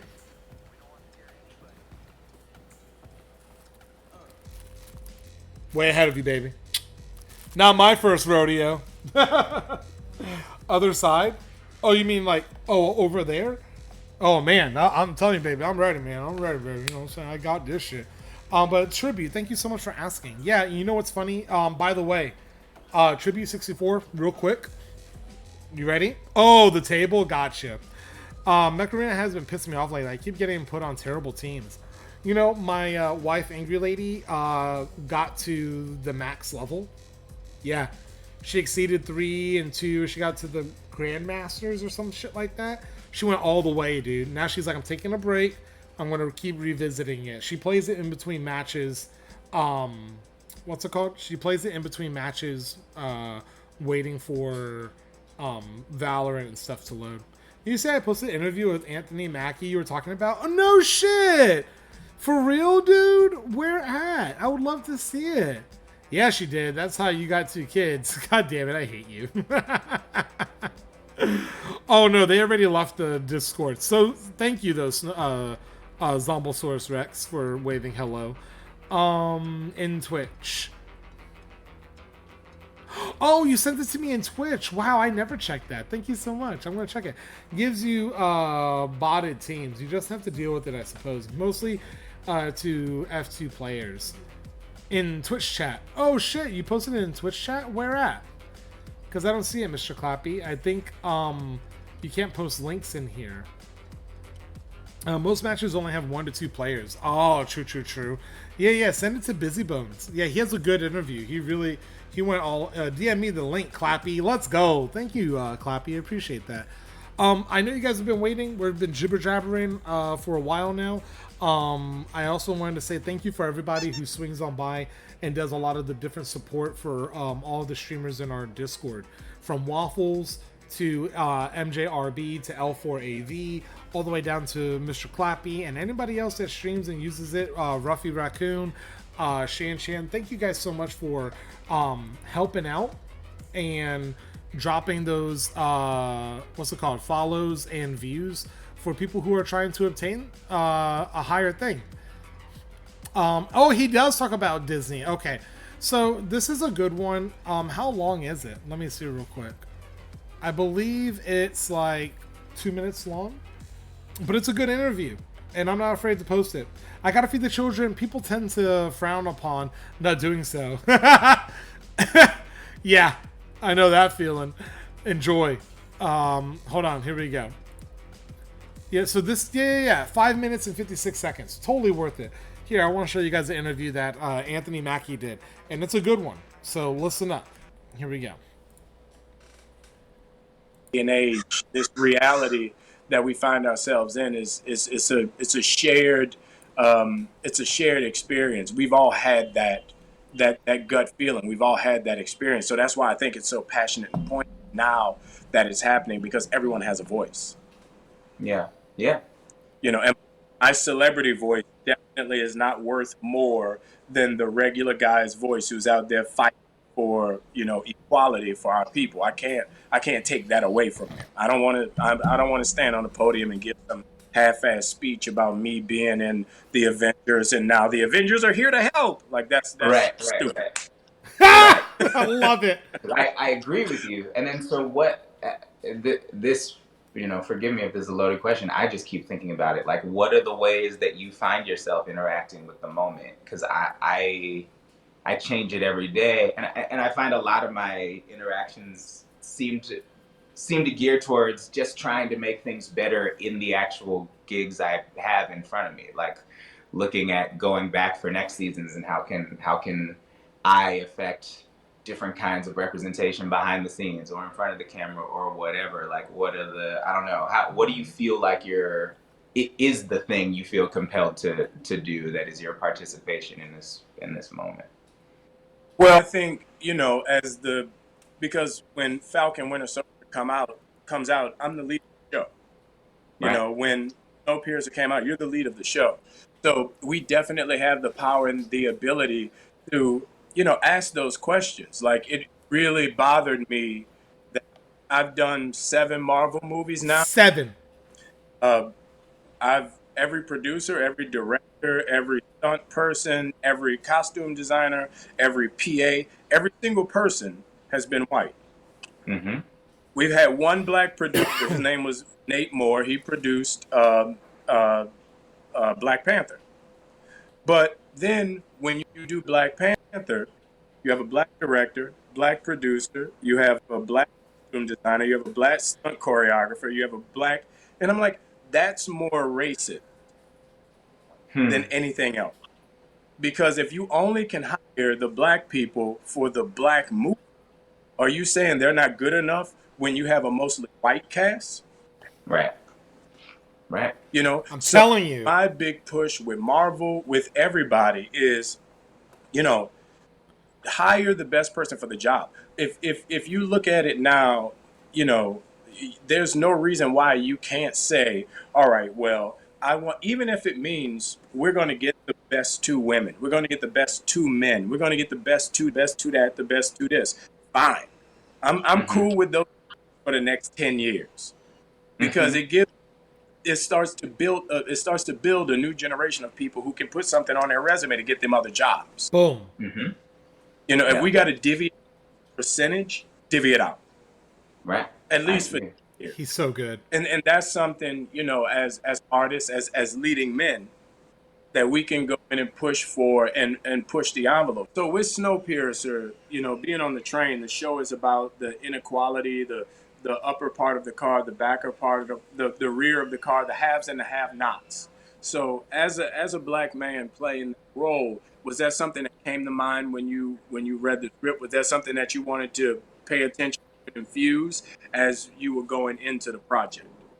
Yeah, I mean, I think this is part of the learning curve that I'm on, right? So yes, obviously it's a show about class, and that is baked into the show. I think they're mostly due to the same things that you're talking about, the vast majority of straight white males attached to the show at the upper levels. There's a missed connection. Not that it doesn't come across. You cast a black lead, so you Right. You now this His shirt says, "How perfect does a black man have to be before we mourn him?" discussion is happening whether you want it to or not, or whether you Right. are having it or not, right? Right. But there are opportunities that I think that are missed on the show, and things that I end up having to be a gatekeeper for, which should never trickle down to me, simply because you didn't have a diversity of eyes on it, particularly higher level eyes who everyone has to listen to, right? So there have been things that have trickled down to me that I'm just like, I don't think this show is responsible enough for this image that you are trying to present. Because I don't think this show has yet figured out a good way to talk about the fact that class and race are inseparable in actuality, right? So if we are making up a fantasy future where that's not true, you can't have this image. You know, like, Right. I am uncomfortable with that. And so a large part of my journey at first was being able to identify the fact that I can say those things. But then going forward is about, well, how do we get the conversation to elevate, you know, because it's happening anyway, because the virtue, the nature of my body in the space is causing it to happen. And so what are the ways that we can get Black folks in the writer's room, in the producing department, in all aspects of the production, like you're saying, so that it can be a real discussion. I think what they talked about was phenomenal. Clappy, thank you so much for, thank you so much for posting that. You know what I mean? I really, really, really appreciate you dropping that right there for me. You know what I'm saying, big dog? Because that interview to me is good. It's a good interview. And I think it goes on way longer, but I've not seen the full interview yet. You know what I mean? But I would love to deep dive that again in the future. You know what I mean? And see what he has to say going forward. Because more and more movies and more sitcoms and short select series, you know what I mean? Like one-offs, you know, a 6-episode thing and then it's done, are popping up. And I think these are good opportunities for a vast amount of people who have talent to kind of show it. And it's just a matter of getting these people, recognized and wanting to see what their artistic value is or whatever, what they bring to the table, the best of the best. You know what I mean? Was that just intended to be a conversation? What was the context around that podcast? I don't understand the rest of it. You know, I mean, not understand. I don't know. It was an interview. Yeah. It was an interview between him and Mackie, and I don't know the context further about it. But the link is right there, and I think you can actually go and read more. Who was interviewing who? I think they were interviewing. I think it was a conversation, almost like the full post is right up there. I believe he was interviewing Anthony Mackie, I believe. And I think it was also kind of just them talking. Yeah. I think it was more like just like a talk, you know what I mean? But they had a really good conversation, and it's really eye-opening, you know what I mean? Just to kind of see a lot of different things happening, you know, behind the scenes. I'll check out the full length. I appreciate you saying that, Talon. It's worth it, man. You know, I like these kind of interviews, and I like stuff like that. I like hearing it from the source's mouth, you know what I mean? That's why I liked Howard Stern and stuff like that, you know. Also, he doesn't do a lot of Mosh, what's up, baby? How are you? He doesn't do a lot of, what's that thing called when before someone shows up? A mock-up interview. He doesn't do that. Unless it's solely requested that's the only way that they're going to do the interview. He does a mock interview first. But for the most part, it is right to the go. Whisper, he won't check it out. Shh. Oh, wait, what happened? Whisper. Oh, wait, on Twitch? Yeah, yeah, that's a hard one. I hardly ever check whispers on Twitch. You know what I'm saying? Oh, it was so weird to me, too, when I first started streaming. And I got a whisper. I was like, what is this? I was like, oh my God, Twitch has its own DM thing? That it blew my mind the first time I started streaming. I think it was almost 3 years ago now. Yeah, and that just blew my mind. So, I need to get into a little bit of brain games. We got to do it. And we got to get Loodle up in this bitch. So we're going to do it. Have you listened to Dax? If not, I can DM you a song. Oh yeah, we have a lot of people in our community who were heavy on Dax and Prov and all that stuff. MF Doom. Yeah, like, dude, Waffles is about it. Gaming with the Cat is about it. Yeah, they went hard in that stuff, bro. They went hard. Okay, here we go. We're going to try to get this one done and figured out. And today is, remember, we're back to our shorter streams today. We no longer have, what's it called? I want to do this word. Let's see if it's there. Sorry. Damn it! It's not. Okay. We're back to our regular schedule until something changes. You know what I mean? If the kids get picked up or something like that, I don't know. We'll figure it out as we move on. Boobies? Booby? Trying to get some letters on the board. Oh my God. What? Yeah, I just wanted to make sure to get the O's. I am no I, no O, and no U. Has to be A? And there's no, it can't be asses. You know what I mean? Let's get a clue in here real quick. An H. Okay. H on the fourth letter. Got it.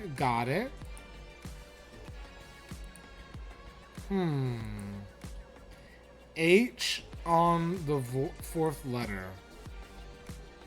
Ho-ho! No E. Ooh, close. Can't be whore.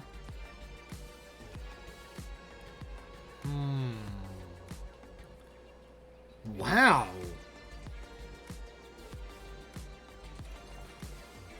W-A-S. Trashy. That's a good one. Ooh.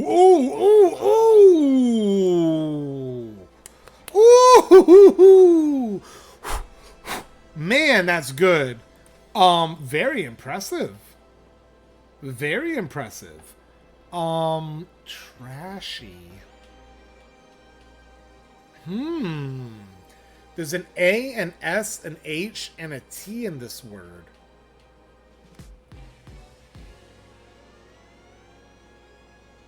No R, so it can't be sharp. Yeah. I was thinking sharp, but it can't be. Can't be. Can it be? Hold on. No. Oh, wait. Where was the H again? Oh, it gave us a clue again. Okay, so it starts off with A, and then there's an H in the fourth letter. So it goes A, blank, blank, H. The H was fourth letter. 1, 2, 3, 4, and then blank, blank. Asshat! Asshat! Yo, it has to be. Let's go, baby! Let's go! It has to be that asshat, you know what I'm saying? Typically a person with whom is such a fool you wish you could rearrange their body so they would be wearing their ass as a hat. I like it. Let's fucking go, baby. I like it a lot. Let's go ahead and go into framed. I like to mix it up. Oh.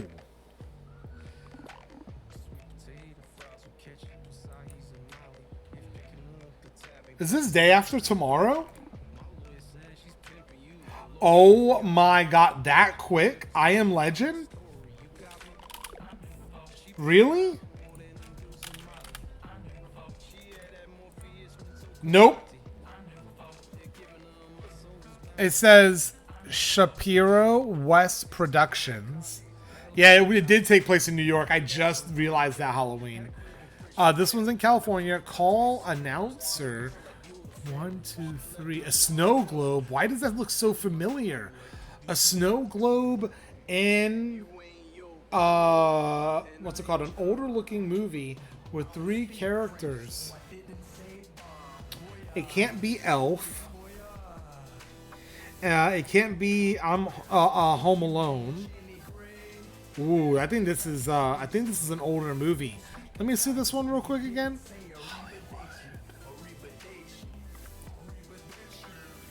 Is this Heat?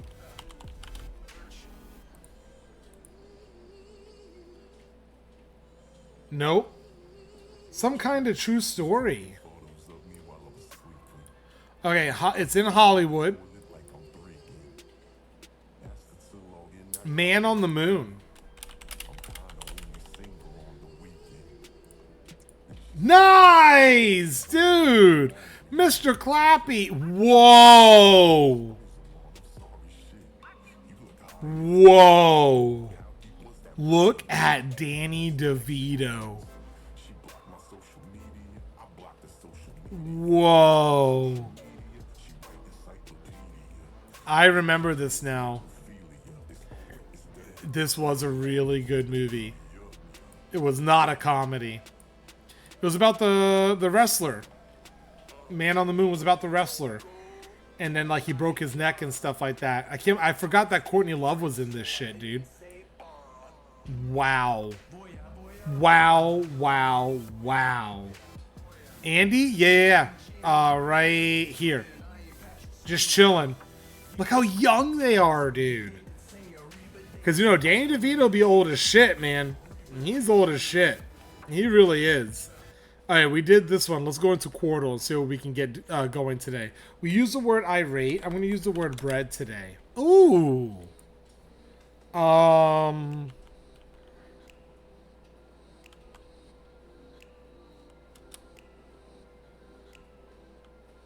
was thinking rafts. Damn it. Okay. Read has to be 5 letters long. 5 letters long. So bread, and we got a pretty good layout here. I'm looking pretty good. R, A, and then chard, no. Card, no. No D, no S, so it can't be cards. Care, can't be that. Care. Oh my god, Mr. Clappy, what the? Ooh. No C. I mean, no T. And no C. So it can't be cards. Hold on. Harry? Does that fit the bill? I mean, you guys tell me. Does Harry fit the bill?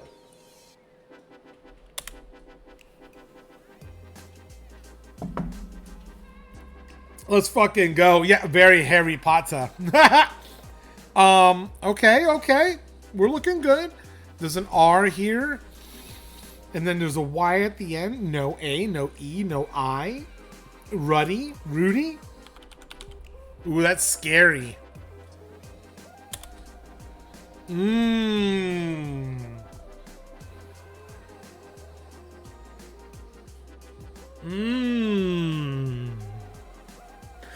Rowdy. Nice. Let's go. Okay, next one. We got an R in the fourth slot and a U in the second slot. Oh my gosh, I'm trying to figure this one out too. I mean, this one's a little bit peculiar, puppy chulos. Bread. U blank R.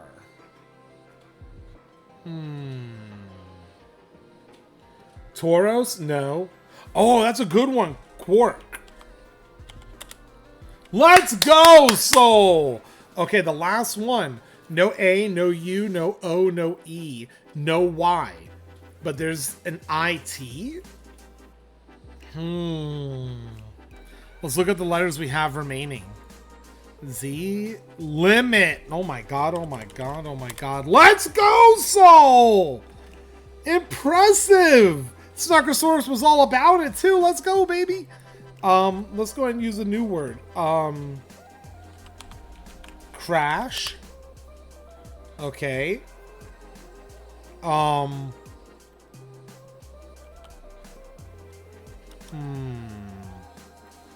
Breast? Nope, no R. No R. Among. Okay, we're moving slow, but we can still get it, guys. Let's think about this. You ready? I think it's... I think it starts with an N. Oh, and breast was too many letters. Paint. That's a good placement. And none of the letters are utilized. Oh. Okay. P-A-N. No. P-A blank blank N. This is a peculiar one. Panel. Ooh, we got 2 for panel. Let's go! Warden. Ooh, drafter. Talking about the Ponty. Oh my. Oh my. Panel, yes. And now we have ing, and it starts with an E. Starts with an E. Oh no, Bing. B-E-I-N-G. B-E-I-N-G. Oh, come on! Oh, man, I'm sorry. It starts with an E. It starts with an E. I don't know. No, it ends in ing, and the first 2 letters. Effing? Eyeing? Is that how you spell eyeing? Oh my god, that is! I don't use that word often. Giving all of y'all the side eye. Watch out. Blank R blank E. Ooh.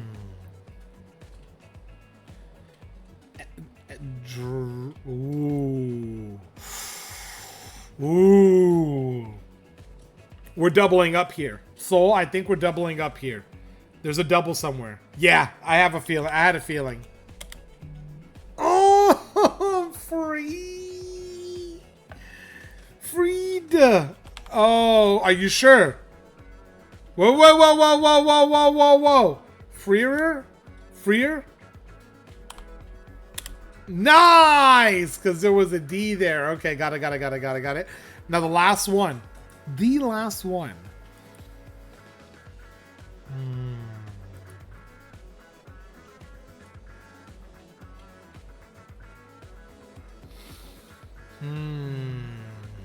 There's only a limited amount of letters. Madame? Let's go, baby! Let's go! Hell yeah. Hell yeah. You guys are beast mode, man. Very proud of you guys. Well done. Soul is MVP. He put the paper down, and he put it down pretty hard. He put it down pretty hard. Real quick, let's get into another game. Let's see. I'm thinking... You know what? Let's do it. Guess the game. Ooh.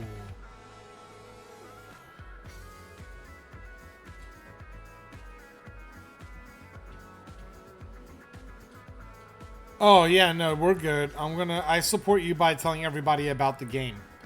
After this one, Spyro, I thought it was Zelda. Ocarina of Time. I thought it was Zelda. I don't think so. It would be really cool. It's definitely not. Spyro? Never played Zelda? Oh, you're missing out. I was getting Zelda vibes. Yeah, I was getting Zelda vibes too. Maybe for the first photo, just to get it out of the way. Here. Here. Not Spyro. No, not Spyro, I don't think. Let me just do this real quick. Okay. What could this be? Metacritic score of 84%. This one right here, and then this one. It looks to be older. A little bit pixelated, but not too, like, atrocious. A little bit of arcs, monster. Ooh. Which one would it be? World or Rise?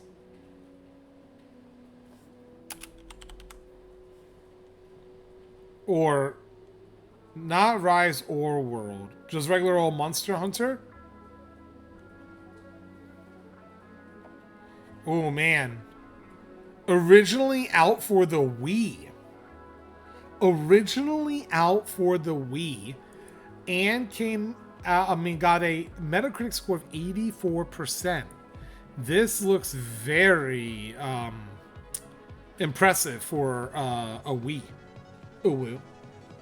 I don't... Oh, is that a person? Monster Hunter 3. Oh, it is Monster Hunter 3. Gotcha. Monster Hunter 3.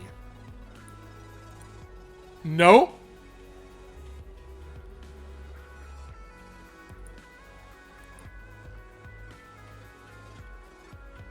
Action role-playing game? Who's this little character? Oh, Monster Hunters Try? Monster Hunters Try?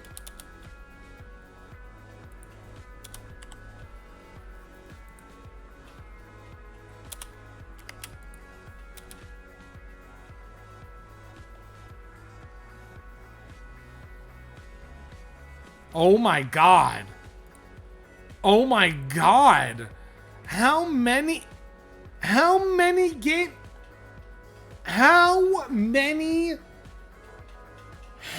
are there? Is this like Dynasty Warriors where it's just endless amounts are created? I know. The Marvel of gaming. You guys are so ruthless. It's the Marvel of gaming. Holy shit, dude. That is quite the statement. It's the worst Monster Hunter, my boyfriend says. Oh, shit. That bad, huh? It's underwater combat one. Oh. Have you noticed that most of the things that deal with being underwater are really bad? I hated all of the water levels in Mario. I hated all of them. They were just awful, dude. Probably one of the worst, dude. Nice haircut. Thanks. I really appreciate it. Thank you for the first time chatter. I just farted. My name is Soggy. Welcome on in. Hope you like the luscious locks. Yeah, I need to go get some water. Hello. Also, real quick, welcome on in. My name is Soggy. I'm a full-time content creator here on Twitch.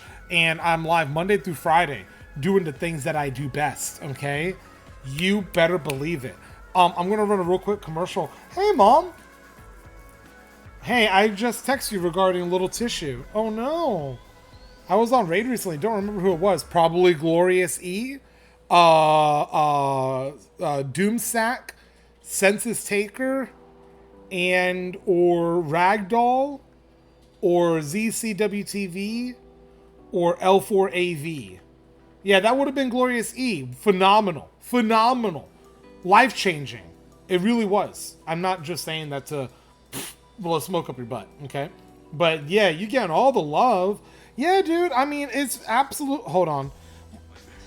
My mom just texted me. She's here in chat. Hold on.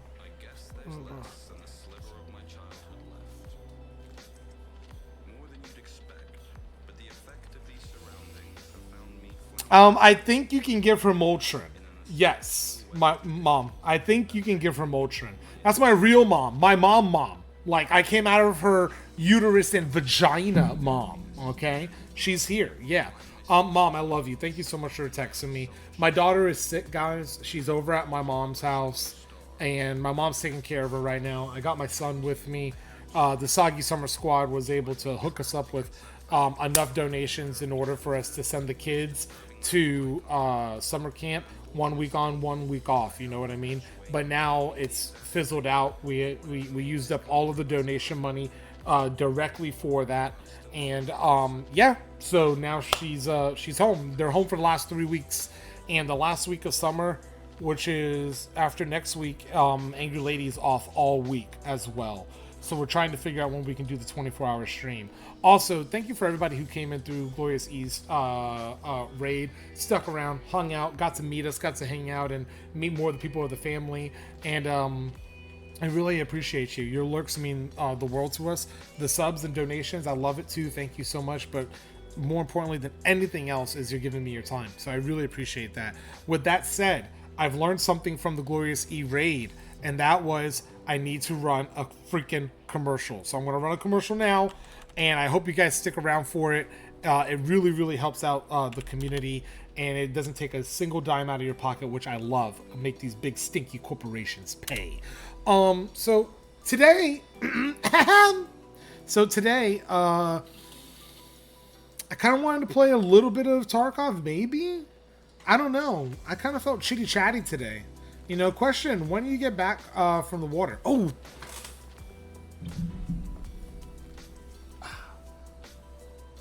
Okay. Also, do you like my shorts? My wife got them for me. Yeah, I was just stuck in prison. Look pretty good, right? Not bad. Yeah, I was Nice, buddy. I gotta get water, and I really, honestly, I should be drinking a lot more water. A lot more. The reason why is because I gotta donate plasma later, dude. Yeah. So you have 20 viewers and they're all sub. What do ads do then if you stayed for the ad, but I gotta go. Just came by to check out the fire haircut. Oh, well, thank you so much. I hope you enjoy it. I'm gonna be playing a little bit of Tarkov maybe here in a minute. I'm hoping maybe some people might be free to play, but I know a lot of people are rather busy as of late. So thank you again for stopping on by and checking up on us. Say you have 20 viewers and they're all subbed. What did it do?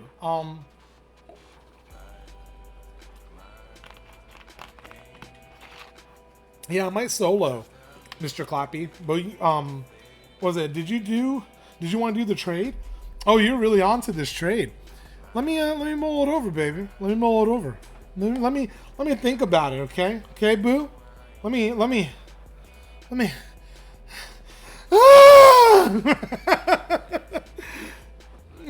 What trade?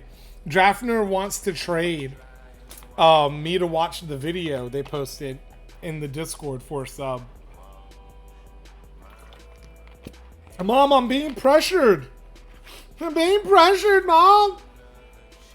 No, I'm just joking. You guys are good. I guess it would be this pre-roll ad mid-raid if new people check the stream, Mr. Clappy. So honestly, listen, the how it works, how it works is if everybody is subbed, then sweet. I usually don't run ads, you know what I mean? Then the pre-roll ads is what takes over effect, right? If I have a big raid come in and I run an ad, majority of the people from the raid are probably from someone random, and then it counts how many people are still staying during that, and then they hit me with a little bit of a revenue. Thank you, Sweet Sugar Gal. I finally got it, and what's it called? Soggy, are you ready? For what, baby? Oh my goodness, Fudge. What's going on? What are we doing? Oh, you're gonna make me sweat. Oh shit. Okay. I believe that's the push-ups, right? I believe that's the push-ups. Yeah. And then the squats. Let me see. Sweets? Make me sweets? Yeah. 10 of them. You got it. Let's do it. You can toggle to disable pre-roll ads if you run them manually. I think that's a big plus for new people coming into the stream because pre-roll ads are annoying. Exactly. See, I'm going to do the push-ups right now, but you are right. Every time I run an ad, whether it be 30 seconds or up to 180 seconds, it deletes the pre-roll ads, which is great. And it makes it just more comfortable for new people to come through, kick back, relax, and do their thing. You know what I'm saying, baby? Now let's get to this goddamn push-ups, baby. Let's go, man. We're gonna do some dang old push-ups, man, okay? Let's get down, baby. Let's get down and around. Oh, God. Navi's bad. Okay. Hold on. Yeah. We're gonna get real down and low. Okay? Don't mind, I need a vacuum, and my vacuum broke, okay? So I don't want to hear it.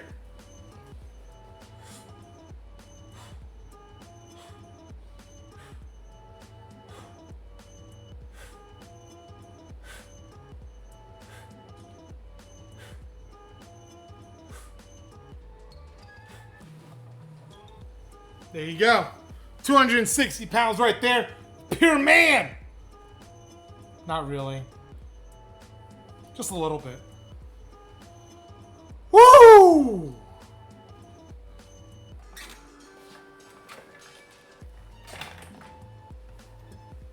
Nice posture. Thank you. I used to be a novice competitor in the big three. Amateur / novice. Competed in a couple of them leading up to 2020. Maxed out at 325, 315 on bench. Almost 415 on deadlift. Squat, I think it was like 350. Almost like 375. Some shit like that, dude. It's been so long. Wow. It's been so long. It's insane, dude. Yeah, and then I got into a car accident. And 2020 hit. So it was like a double whammy, bro. It was a double whammy. The car accident really fucked me up. It jostled the Chiari malformation I have in my skull.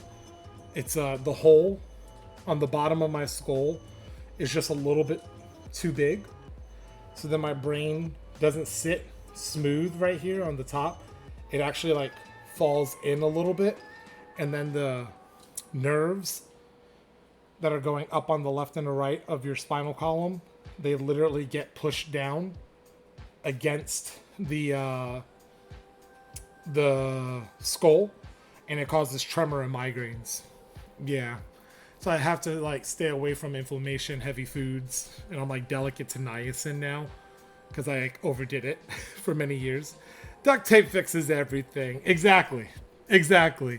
Yeah. A Chiari malformation. Hold on. Here we go.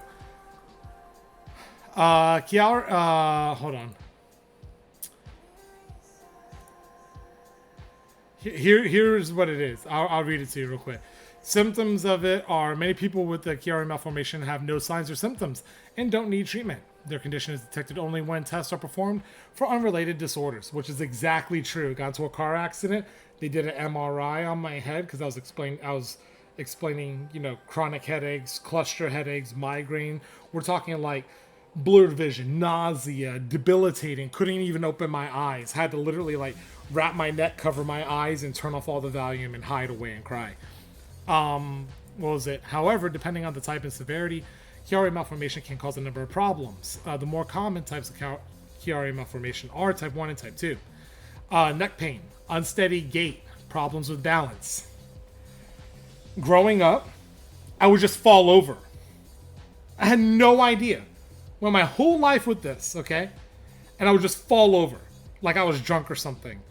And it explains why I can't get on roller coasters. Because every time I get on a roller coaster, my whole world would just get everything, dude. Like everything was a blur. And all my shoulder, like from my shoulders to the top of my head, would all tighten up and feel like it was going to snap. Poor hand coordination, fine motor skills, numbness and tingling in the hands and feet all the time. I thought it was diabetes when I was younger. My mom was like, you didn't inherit diabetes, but you bitch. Oh, there's a mosquito over here. I'm going to find it. What was it? Numbness and tingling in the hands and feet, dizziness, difficulty swallowing, sometimes accompanied by gagging, choking, and vomiting. Speech problems such as hoarseness all the time, dude.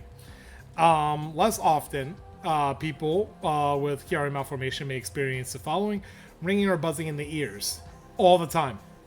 I thought I was losing my hearing when I was growing up. You know what I mean? Weakness, slow heart rhythm, which is also true. I actually have a heart palpitation. No, irregular heartbeat? Irregular heartbeat, yeah. Curvature of the spine, scoliosis. Had that too. Still have scoliosis, but it's minor now because I did so much training for it. Breathing problems such as central sleep apnea. Yep. Which is when a person stops breathing during sleep all the time. Love it. It's super fun. What was it? Being paroxysmal positional vertigo. Speaking of Glorious E, out of the streamer raids he's done, I haven't actually left your stream since. I work from home a lot. Nice, dude. That smells good. Oh, hold on. I need to fix my... There we go. I like to have everything in view. I work from home a lot. And although I may not be as active in chat, I really enjoy the variety of content you do while I pretend to work. I'll be honest with you, man. That means a lot to me, dude. Like, real talk. I always wanted to be a radio host, a radio DJ, and I always wanted to entertain people. I grew up always saying that I wanted to be something big and amazing and impact people's lives for the better. And I always wanted to be famous of some type of level, you know what I mean? And I never thought it was going to be attainable. And with everybody's support and help throughout the community over almost 3 years now, I've learned that it is obtainable, and that I'm going to strive to get it, and that I owe it to my kids, and I owe it to my wife, and I owe it to my mom. You know, my whole life I always wanted to buy my mom nice gifts and stuff like that. Never been able to, even when I was working my ass off since I was 16 years of age. And it's not like I'm out here spending copious amounts of money on like drugs and women and shoes and stuff. I'm literally paying bills, dude. I've almost paid bills like all my life. Like, that's it. You know what I mean? And my biggest goal for me is to really give my mom something awesome and pay off her debts and pay off, debts for my wife and stuff like that. And I'm not gonna give up anytime soon. It's hard though, man. It's really hard because everything else is rising in prices, and it's not just me. It's the rest of the world right now. It's a rough time right now. And yeah, man, I'm just striving to show people that you can do it. You know, you can do it with hard work, working smart, and with the help of others. You can't do all these things on your own. You're a blessed man to still have your mom. Oh, I know that every day. She's my best friend in the whole wide world. She's my best friend. My mom, Angry Lady, my kids, they mean the world to me. You know what I mean? My world doesn't revolve around them because nobody on this earth, nothing revolves around you, and I try to make that very clear.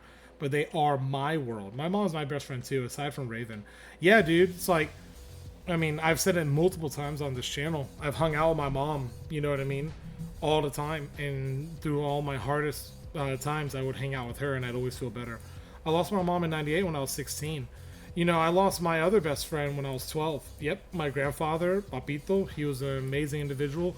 Showed me what it was to be a leader, showed me what it was to be open, and it showed me, he showed me what compassion was and what perseverance was. And my mom did all that again 10 times, you know what I mean? She was the one that, and we love you, Fudge, for real, mad love, dude. She was the one that showed me, you know, not to give up, to see the world through other people's eyes, and that it would give me a lot of, it would teach me a lot of patience. And the only thing that I've learned, and this is very recently, from my mom, is to slow down. I may talk fast, I may play fast, I may do a lot of these things, right? Really fast, okay? And I rush them, I'm not gonna lie.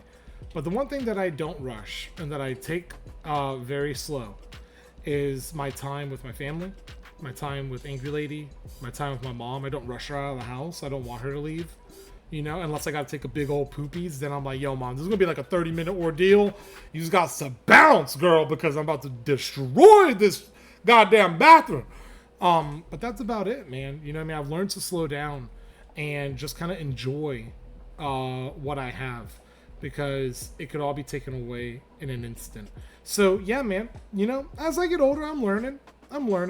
But the biggest thing that I think I learned and that I implemented very quickly is to talk to people.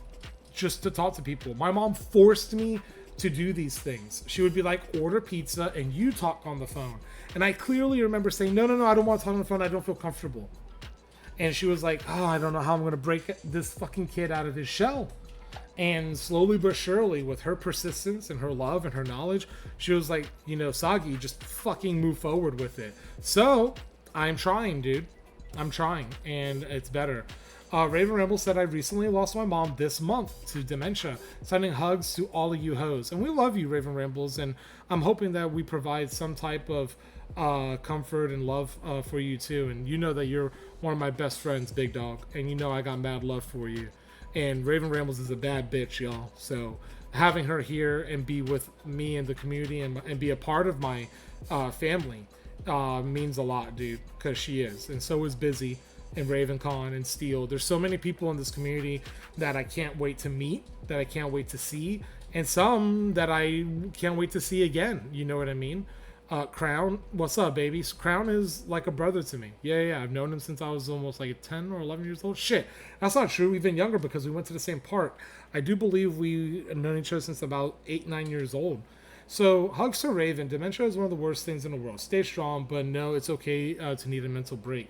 Yeah, dude, like, you know, my papito passed away of Alzheimer's, and mi abuela passed away from dementia and complications like that. So, it's not easy, man, but the thing that I've learned through so much loss and things like that is that we need to keep carrying on as much as we can. You know what I mean? Never forget, you know what I mean? And just, you have to keep moving on, because I know so many of the people who have been in my life who have unfortunately had to say goodbye have always told me, please, like, don't slow down. Don't slow down. Don't waste the time that you have here. You know what I mean? Loss is tough, but it's the fertilizer to grow. And it's true. It's fucking true, dude. So, you know, mad love to all of you guys. Yeah, time don't stand still for nobody. It doesn't stand still for anyone. Anything. You know what I mean? Light can't even explain time. Meaning, escape time. So, yeah, man, you know, we got mad love here, dude. And it's nice to have this, you know, leading up to streaming. And again, I'm just on a talkie rampage. Leading up to streaming, I was going into a really dark place. You know, I was working all the time. I was missing out on time with my son. I was missing out on time with Angry Lady. I literally had this conversation with my brother, and I told him, bro, you don't even fucking understand. You shoo me off and you say, yeah. Don't fucking yeah me, dude. I worked at this goddamn liquor store to just provide for the family for 6 years straight, homie. And on top of all that, I worked every holiday, and that's not a joke. Every holiday. The only holiday that I didn't work was Christmas one time and Halloween. And I had to fight every year to get Halloween off so I could spend it with my family and my kids, because I knew that they were worth it and they were more important than this shitty ass job. It paid the bills. We were doing a lot of fun things, but mentally I was in a dark place, man. You know, I just wasn't happy. Even though I had money, I was exhausted. I looked, you know, just so stressed out. And you guys do see me get stressed out on stream, man. You know, I don't hide that shit from you. I ain't here to fucking paint a fake picture for y'all, man. This is me, baby. Graveyard shifts too? Oh, Hunty. Oh, Hunty. Yes. I worked graveyard. I worked so much shit. I did it. You know what I mean? And yes, I did bitch while I did it. But I did it, and I got it done. You know what I mean? Oh, I went hard in the paint, bro. You know what I mean? 6 days a week. 7 days a week. Transferring goods. All this stuff. You know what I mean? And it all came to a screeching halt in 2020 when COVID happened. Everything shut down in my city. It was a fucking ghost town. It was gnarly, bro. And now I get to do something that I truly love. Granted, I don't make good money, okay? But let's look at the fucking facts. You know, money definitely, you know, people say doesn't bring happiness. I think it brings some sort of happiness, but it just makes life easier. It doesn't necessarily just bring happiness. It brings problems. You know what I mean? But I'm going to tell you right now, I'm happy. You know what I mean? You're making good friends, though. I'm making friends, family members. Like I'm meeting friends that I consider family, networking. I'm growing as an individual. I'm learning about the world around me. I mean, this is, dude, it doesn't bring happiness. It brings comfort. Exactly. And that's what I was trying to say, Mr. Clappy.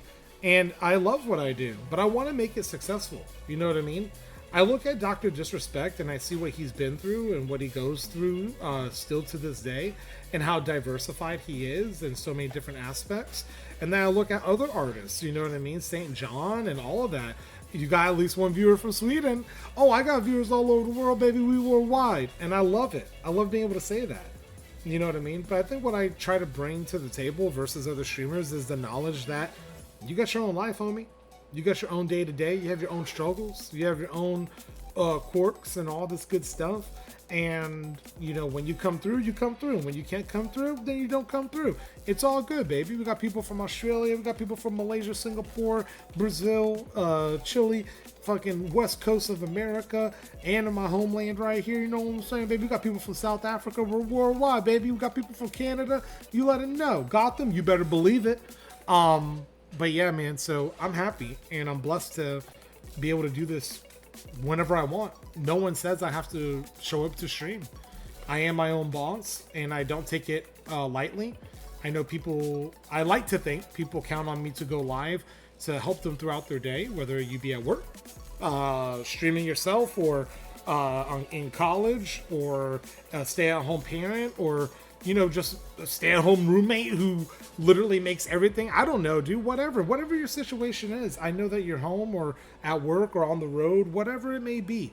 I just want to be the background noise for you so that you can get through your day. Because as much as you listen to my bullshit and me hanging out with y'all, you guys get me through my day. I feel lost a lot of times when I'm not streaming. You know what I mean? I do. And I was so bored because you didn't go live yesterday, but I understand why. I wanted to, yeah, but I also was feeling really angry and really depressed yesterday. The impact of my daughter's birthday should be a joyous thing. You only stream it on Twitch? Yeah, I'm hardlining Twitch. The only reason why, and I've been approached by this by numerous people, the only reason why is I cannot get behind the TOS / like guidelines or whatever for Kick. I can't condone what they're okay with over there. And it's not about gambling. Fuck if I don't give a fuck. You want to gamble? Gamble. Go for it. You want to lick microphones? Lick microphones. You want to sit in a hot tub covering just your nipples and your private area downtown? Go ahead, man. That's all on you. But what I can't condone is the bigotry and the hate speech that they allow over there. I can't do it, man. I'm sorry. It's just not going to happen. Until those people get in a lot of trouble and get snipped out, I can't do it, man. I can't turn a blind eye to it. Granted, you have those people on Twitch too, man, who say some sideways shit, but guess what? They get hit with TOS. And we can report them for that. On Kick, you report them, it falls on completely deaf ears. You know what I'm saying? And then you get hit with a message back saying, oh, Angry Lady! Oh my god, you scared the shit out of me. I saw a shadow. I am like Sweaty? so fucking disgusting. I am full of shit, literally. How long have you been here? And your lady just got home from, you probably should change your clothes. Yes, I'm trying, but I was supposed to be back like 45 minutes ago, but I have to say hi to all the dogs. So Angry Lady did volunteer work at the shelter. And I've done volunteer work at the shelter too. But she does it at a nicer one. And I'm going to tell you right now, there's a lot of poopies everywhere in these dog shelters and stuff, these animal shelters. So she has to go clean up and stuff like that. You know what I mean? But yeah, man, them dogs be dirty. Exactly. And them dogs need homes, man. But yeah, that's what I mean is like, you know, you do what you want to do, boo. You make that money, you make that money. You get what you get. You go for it. You know what I'm saying? But that ain't for me. And I don't want to go to a platform where if you report somebody for saying hate speech regarding anybody of what you just don't believe or condone or even remotely know about, and then you're out here saying kill these XYZ people and stuff, that's fucked up, man. And if you get reported, your shit should get shut down for being hateful. It's not free speech, it's hate speech. So that's why I don't stream on Kick. I don't stream on YouTube because YouTube is until they separate the live stream from YouTube, is hate speech is not protected. Yeah, it's not. No, it's not. Are you serious, Anonymous? Are you serious? Thank you so freaking much, Anonymous. Mwah! If you didn't mean for it to be anonymous, please come forward. But if you do want to stay anonymous, just know, thank you. Fudge, thank you. Are you serious, dude? Let's fucking go, boo. Let's fucking go, mate. I truly appreciate it, love. Yo, hell yeah, man. Yeah, her birthday's on the 31st. We gotta figure something out. Huge, mad love to you, Fudge. Let's go, baby. Holy shit. Yeah, you got me cheesing. Thank you. They don't... Let me clarify something. Someone of like 30,000 viewers said, I identify as kill them. I saw that clip and it made me fucking sick to my stomach. And it made me just fucking, I wanted to destroy the computer. It made me sick to my stomach. That individual didn't get in trouble for it. People reported him. Didn't get in any trouble. And you're outspokenly telling someone to kill another individual. I think that that's disgusting. It's wrong. But the company itself didn't pursue this individual. They're still streaming. This same individual, which I'm not going to name names because I ain't doing this shit for clout, homie. The same individual played porn on Twitch and said, see, I can do whatever I want. All they're going to do is ban me. So to people who were not 18 years and up or have followed him for a little bit, or even people who are brand new, well under the age of 14, that should probably not even be on the internet, or I mean not on the internet, on Twitch or whatever social platforms, they saw that. You see? So that's what I mean by like I can't condone that. As for YouTube, I would love to go to YouTube. But right now, YouTube gaming is not like a real thing. It's like you have to Markstrom, right? Showcased this on Twitch. He streamed on Kick for a little bit to show it, and he streamed on YouTube to show it. Then he came back to Twitch and was like, check this out. And you have to scroll all the way down just to find YouTube Live. And then even finding YouTube Live, there's like no set search pattern thing for it's so just kind of everywhere. If they were to hone it in, right? Yeah, I would consider going to YouTube. No joke. I really would. I would consider going to YouTube. If they were able to hone it in and make it viable and accessible, I would consider it. And I got some pretty diehard people who would be like, yo, Soggy, if you feel you can make it bigger there and you're not compromising who you are as an individual, homie, fucking dip and bounce and go get that bread. But if I were to do things or go to a place that goes completely against what I believe in, then dude, I'm sorry, but nah, man, it ain't happening, homie. You know what I mean? I work in IT, have so many firewalls. Nothing happens on my network without me knowing about to protect my kids. I love reading that fudge because we've had our first instance of issues with that. We had to turn off this right here for. And we turned that off. So now he's done. You know what I mean? He doesn't hear that. You know what I mean? And it's really impressive because the demeanor of the gameplay has changed, and it's better. It's just better. So yeah, man, I'm following Soggy wherever he goes. Yeah, that's what's up, man. I appreciate you. Raven Ramble says we can set up YouTube live notification in the Discord like we do for Twitch if you ever decide to do it, by the way. Yeah, and that's what I mean by like Twitch has a like hear me out. Hear me out. Twitch has a little bit of a leg up on the competition, but it's not much.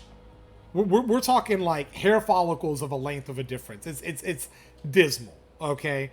But what they have that's different is the chat rooms feel good, the emotes feel good, the plugins feel good, the going live notifications are half-assed, the raid system has kind of broken apart a little bit, but it has all of that, and YouTube is starting to get that, you know what I mean? And this is hard. This is hard. For me, I don't want to have to go through the legwork again to get where I already was at. You know what I mean? But if I were able to put in the same work and exceed where I'm at in a shorter period of time, it may be worth it. It may be worth it in the long run. You know what I mean?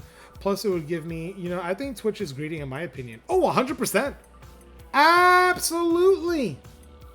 Absolutely. That's why I tell people, if you really want to, if you really want to help out, donate, right? Instead of subbing. Lurk and hang out so I can run commercials, and subbing does help, but subbing helps in a different way. I need to make I need to make a video. I need to on how it kind of works and like the new age Twitch etiquette and the ins and outs of it, because subs are still very beneficial. When someone drops 10 subs to me and then someone else drops 10 and we got a hype train going and subs are coming in, it gives me the publicity, right? It on Twitch and the networking and the outreach. It's critical, and it can really be a game changer for a small streamer like myself. You know what I mean? So there are benefits to every avenue. And yes, Twitch is greedy. You know what I mean? And Kick is going to pay out, but it's not. I don't think Kick is sustainable for what's it called, the longevity. And I think YouTube is still in its infancy size. You know what I mean? And unfortunately, I don't see ads. I block everything. Sorry, Saki. It's all good, and you do you, boo boo. But I'm saying, like, there's so many different ways, right? But Twitch is also a stable platform for now. For now. There's so many different ways to support your favorite streamer. You know, you can lurk, you can share their posts, you can sub, you can give biddies, you can, man, Raven Rambles, what the fuck, bitch? I love you. I love you. For Mini Tissue's birthday, less than 3. Less than 3, you too, huh? God damn, dude. Yeah, thank you so freaking much, guys. Thank you, ho. Thank you, ho. They're like, he's so insulting. He called her a hoe. That's how we talk. It's one of my besties. Get off my ass. Thank you so much, guys. It really means a lot. The little lady, she's something else, man. You know what's really weird, and this is on a tangent because you guys are donating. Thank you so much. I gotta tell you about what she did. She saw the doctor. Okay, listen. She saw the doctor, and she loves our doctor. He is really good. And he's cool. And man, is he fly. He has like the coolest pants, the nicest shirts, and he drives like a really dope Indian motorcycle, but he wears like the most fucking savviest shit, dude. I mean, this guy has a real good sense of style, okay? I gotta say that. I just gotta put that out there. So my daughter sees him. He's typically, you know, monotone, doesn't smile too often, but he's really good with the kids, and he's very informative for the parents. You know what I mean? And he also, the biggest thing for me is he talks to the children as they are adults, or according to the their appropriate age. You know what I mean? He doesn't just, you know, bypass them and talk to the parents. He talks to the kids. And they reciprocate. They're like, oh, okay, he's treating me as an individual, as my own entity. This is cool. So they open up and they talk to him. Well, when he saw my daughter, it was the most heartwarming feeling in the fucking world. I was sitting there with her. She was in a great mood. You would have known if she was sick. And he walks right through the front door, and she smiles, and she says hi to him. And she, oh my God, she gets me all teared up. She gets off of the table, and she puts her hands up like this and gives him a big hug. I thought that was just so great. And from that point on in the conversation, he was smiling. He was talking to me. He sat next to her. He talked to her, gave her a little nudge, you know, blah, blah. And he told her, like, what the medicines were going to be. And she told him, I love seeing you. And what was it? It sucks that I don't, how did she say it? I love seeing you, but it's always when I'm sick. And I was like, what? I was like, that's so sweet. She's like, I love seeing you, but it's always when I'm sick. Like as if like he's like a family friend, and what's it called? You know, like we should hang out sometime. So we got home, and that's what she said to Angry Lady. She was like, we should invite him over so he can hang out in the house, so I can see him. And I was like, oh, honey, it doesn't kind of work like that. You know, you don't just go to your doctor and say, hey, what's up, man? How you doing, bud? My daughter is 5 years old, and my son is 8. And my daughter's going on 6. And my son is going on 9. And it's been quite the ride, man. And they've shown me a lot of cool things. You know what I mean? They've shown me how cool this world can be. And what's really cool is that we have like really deep conversations. Like yesterday at the dinner table, we were talking about the color of things and how light reflects, and like what you're seeing is just what you see. It's in that object is reflecting that color. So the apple that you see is green is because that apple is not picking up the color green. So that's what you see. It's a wild thing. Sweet. My son is 10 and my daughter's 3. Nice, man. That's what's up. That's a good split. So yeah, they've done a lot, man, and they've shown me so much. And I love and hate to see them grow up, because you know I lose my babies, but they're always going to be my baby. You know what I mean? Even when they're 18 and 19, voting and trying to sneak liquor by the house or whatever, they're going to be my babies, man. You know what I mean? It ain't never going to change. That's another thing that my mom taught me. She was like, I don't care how big, hairy, and burly you get, boy, you're my baby, and I love you. And I was like, Mom, I love you too. You'll always be my mom. You know, my mom called her mom, Mommy, till the day she passed. And she called her dad, Papi, till the day he passed. You know what I mean? And Angry Lady does the same thing with her dad. She'll say, well, Daddy said this, blah, blah, blah. And it's just natural, and it just goes to show the love and the compassion. Hotspur's, he's a loving guy. You know what I mean? Retired military, been like all over the world, missed out on a lot, but he shows that love to our grandkids, and he shows that love to Angry Lady, and you know what I mean? He's definitely a good father figure for me as well, because you know my dad dipped out when he was like 11. You know, when I was 11, not when he was 11. Oh shit, that'd be fucking weird, though. You know what I'm saying? When a child is trying to explain like a spider can be a wild and awesome. It can be like a spider. It can be a wild and awesome to listen to. Yeah, I mean, she's really articulate as well. She's definitely a joker, though. You know what I'm saying? Like mini tissue, she's a joker, bro. Is your mom of Spanish heritage? Yeah, I'm Puerto Rican. Yeah. I'm Puerto Rican, bro. My mom did the ancestry. No, she did the 23andMe, the DNA one. She found out a lot of cool stuff, man. Yeah. We got the 3 tribes in our blood from Puerto Rico, a little bit of Middle Eastern, and like Moroccan, and Portuguese, and English. Actually, like my mom found out she has like 20%, 23% English bloodline or some shit like that. So yeah, we're kind of like all over, dude. Yeah. My brother has like way blacker hair than I do and way thicker mustache. He has like a wider mustache, you know what I mean? And yeah, it's pretty crazy, man. My background is pretty wild. We just say Puerto Rican because like that's the most like easiest way for us to kind of come across and say this, you know what I mean? So yeah, I just go by Puerto Rican. Yeah, man. I speak broken Spanish. I understand it a little bit, you know what I mean? I'm not trying to be rude, but I never guessed you're Puerto Rican. No. I'm a sleeper Hispanic, bro. I'm a sleeper Hispanic. Mira. It's okay. Papo, mira. It's okay. Yeah, I'm a sleeper Hispanic, bro. Like, it was great working at the liquor store. I've had this conversation a few times now, and I'm not going to get too crazy into it. But I love openly racist people because they do all the work for me. They do all the work for me. They show me who they are because they think that they're safe, and I don't have to invest any energy or time into them or any care into them. And they wonder why I get so, okay, bye, have a great day, see ya, and dismissive with them because they don't know I'm Hispanic. I literally had numerous people who thought I was white, like white. And they thought, you know, for whatever reason, that it was okay to just be racist in front of me. Boy, did they have a field day when they found out, you know? Because then all my friends would come in, you know? Sounds about white. So they would see my friends come in. Then they'd see my family come in. Because I'm a family man. I love my mom. I love my brother, even though he can be a big old asshole sometimes. I love my uncles, my tios, and my titis. I love my abuela and my papito. You know, God rest their soul. And I love my friends. You know, love is a spectrum. You can have all different types of love. You know what I mean? And my friends are Asian, black, white, Portuguese. You name it, dude. You name it. I know Raven Rambles is dying over here with that shit, man.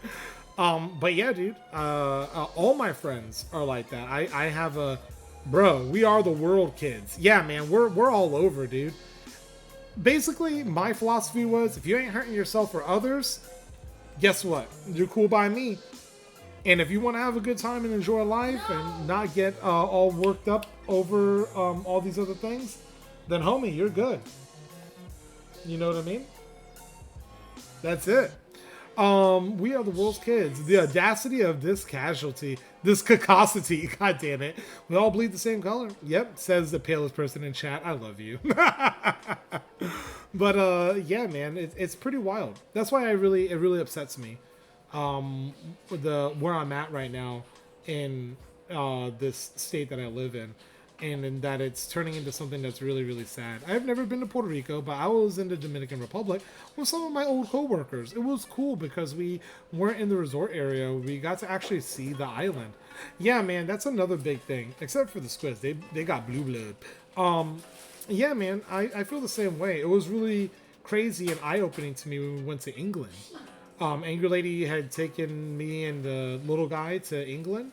And I was like waiting to see mutton chops and top hats and hello there, cheeky fellow.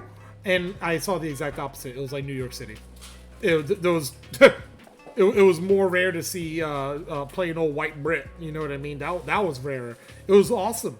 It was really, really cool. The melting pot was insane.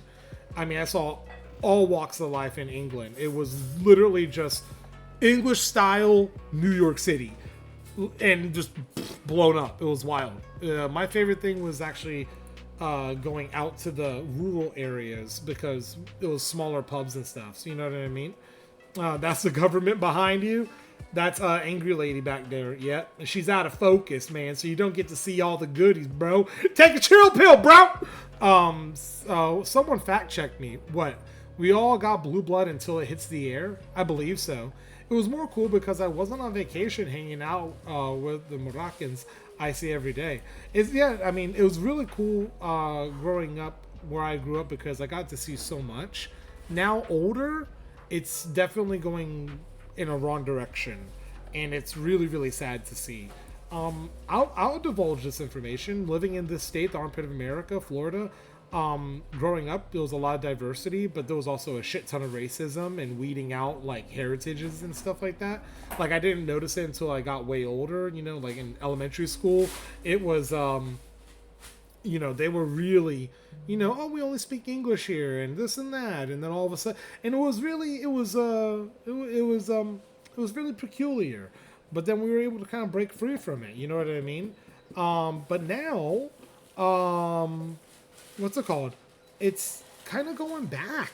You know what I mean? And it's really sad. And it's like the thing that made the state really, really cool is now being driven out of the state, and it's not as cool. So yeah, it really sucks, man. Because, you know, we have so many people from Puerto Rico and Dominican Republic and Haiti and you name it, man. Everyone from South America, Mexico, and all of this stuff. And then people who come from up north for the snowbirds and stuff like that. They come down here and they hang out, and it's all different types of people. It's a really beautiful, what's it called? It's a real beautiful melting pot. And now it seems like that melting pot kind of got spilled out, you know, and it makes me sad and makes me want to leave. But then same token, I don't want to leave because, you know, people like us who make it different and, you know, make it spicy and nice and all savory, shouldn't leave. But it's hard, man. You know, it's hard. I've seen a lot of things change already. You know, one of the biggest things is like all of the construction and the roofing and everything and the labor industry in general in my state has plummeted. And it makes me sad because, you know, we saw roofs getting done in 1 day. Now roofs are getting done in 3 days. Now, on top of that, it's like $8,000 more, and it's hurting a lot of the middle class. And it's just like, come on, man, what are you doing down here? We should be working together and uplifting each other. You know what I mean? So yeah, man. Yeah, that isn't true. What gives me the privilege to hate anyone? 100 was a usual difference between prejudice and racism. People have prejudices, but they're easily overcome if that person is not racist. Yeah, Crown has some good knowledge in this category. You know what I'm saying? And being around it all my life, it's exhausting. It's so exhausting, dude. Because it's like, how much more can I teach you about just treating people as human beings, bro? Like, it's hard to keep teaching you the basis fundamental of just being nice to others. You know what I mean? So that's all, you know?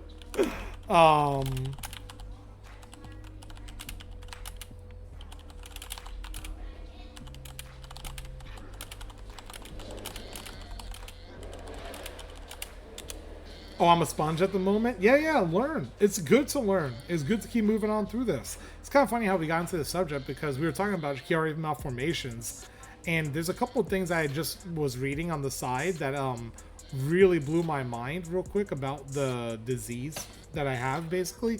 And I never knew this one right here. Changes in breathing pattern, right? Swallowing problems, and also quick downward eye movement and weakness in the arms. So I never knew this. I was reading it on the side, and what's it called? I never knew this. Quick downward eye movements and weakness in the arms. There's been a few times where I've literally told Angry Lady, like, my God, like my arms are just like I can't do anything. Wow. Yeah, I do. Like when I eat food and stuff, I feel like it regurgitates all the time. Or I feel like it's stuck, you know what I mean, halfway through. It's awful, man. It's awful. Okay? That's why I spit. I mean, what? Did I say that out loud? I'm joking. But yeah, man, it's been a real journey with this, you know what I mean? And I've noticed that it's hard for me to also drive at night. That's like the weirdest thing, because I used to be like a nighttime driver, you know what I mean? I liked cruising the streets, you know what I mean? Not in my 6'4", and not slapping the bitches or the host. I would just cruise, but now driving at night with all the car lights and being sensitive to the lights and stuff like that, it hurts, dude. I start to get headaches, and it's hard for me to drive. And all that, and it feels like it also impacts my work. Like, I was always getting headaches and stuff when I was streaming, and then Busy was like, listen here, bitch. We have told you a million times, Soggy. Me and the whole community, you need to get the, what's it called? The screen into night eye mode. You need everything in dark mode, bro. What the fuck you's doing? So finally, after the whole community yelling at me for eons, if you will, I finally downloaded it. And yeah, my headaches have subsided when I'm on the PC, and it helps quite a bit. I was getting to a point where I needed to buy glasses for just the PC, and Crown was the one I was like, Crown and Steel. Yeah, see? Told you. And blue light glasses. Crown and Steel both recommended the blue light glasses. They're super cheap. Yeah, and it would definitely help, man. Yeah, it would definitely help. Yeah, I have to come to the realization that nighttime driving isn't for me anymore. You too, Mr. Coffee? Bro, I don't know what it is. You know, I think it's also the repetition at which we do these things. You know what I mean? The repetition to actually, like, be driving at night consistently and getting used to it again. It's like gaming, you know what I mean? Or like for my example would be like Tarkov. You know, I play Tarkov, you know, at least once every other day or every day, and I feel good and I move around and I can traverse it easy, but I don't drive often at night. So now it's a little bit more of like something intimidating. You know what I mean? If it's night and raining, someone about to die. Bro, I can't tell you enough. Raining and nighttime driving, I'm pulling over and I don't give a fuck if it's a Waffle House, homie. I'm pulling over. I'm done. I'm done, bro. I'm going to sit through it. There was only, I refuse to drive at night while raining. You see? Yeah, dude. Especially down here. Crown knows what's good. And I know Raven Rambles knows what's good. Down here, when that rain just barely hits the asphalt and the humidity is high and the heat is just beaming away and that oil and all that gunk comes up onto the road. Bro, dude. Talk about some serious fucking sliding all over the place, man. That shit is a no joke. Yeah. It's like yeah, it is like that. Oh yeah. I remember one of my first times skidding on ice was actually when I went to Colorado. And it was the most simplest skid ever. It was me, Raven Rambles, and So Swiftly, an Angry Lady. And we were just driving out of their area, like the place where they live. And right at the entrance, I was like, oh my, we're sliding. Swift was like, yep, hold on. Just take a second. Yeah, it was just...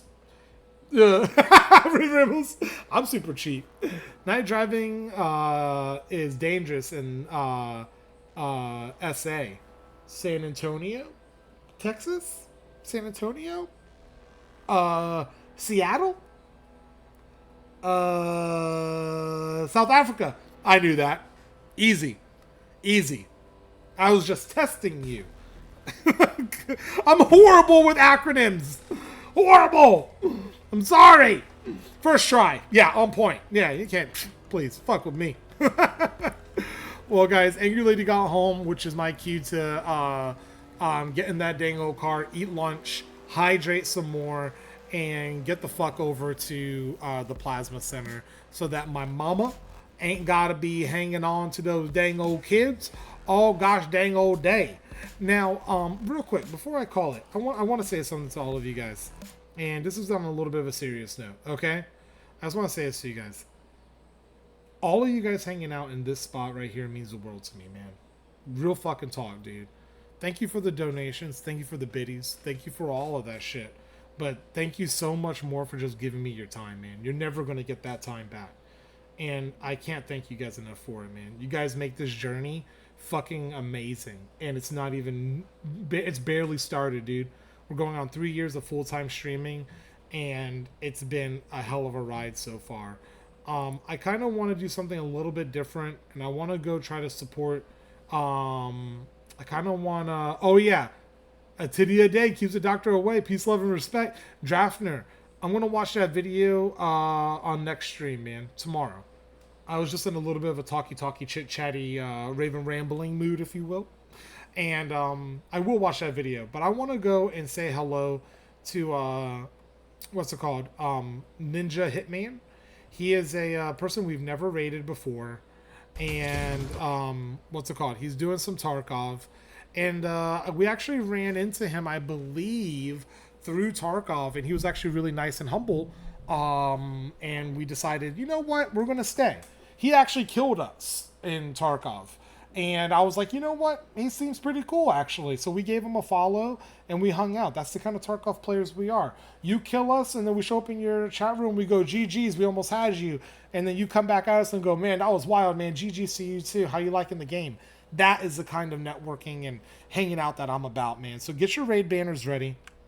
I gotta go donate plasma, get a nice freaking needle in my arm, and yeah, man, we're gonna fucking pop off. So I hope you guys are ready to rock and roll. And unless it's that one rage guy, rage guy, who raged? Who? I'm not bringing nobody there. I won't do it, brother. I ain't packed up the dang old family, and we ain't gonna go. Everybody hop up into the raid, man. I want to make sure to turn somebody's frown upside down. He seems to be in a pretty darn good mood. And out here, hooting like an owl, buddy. You better believe it.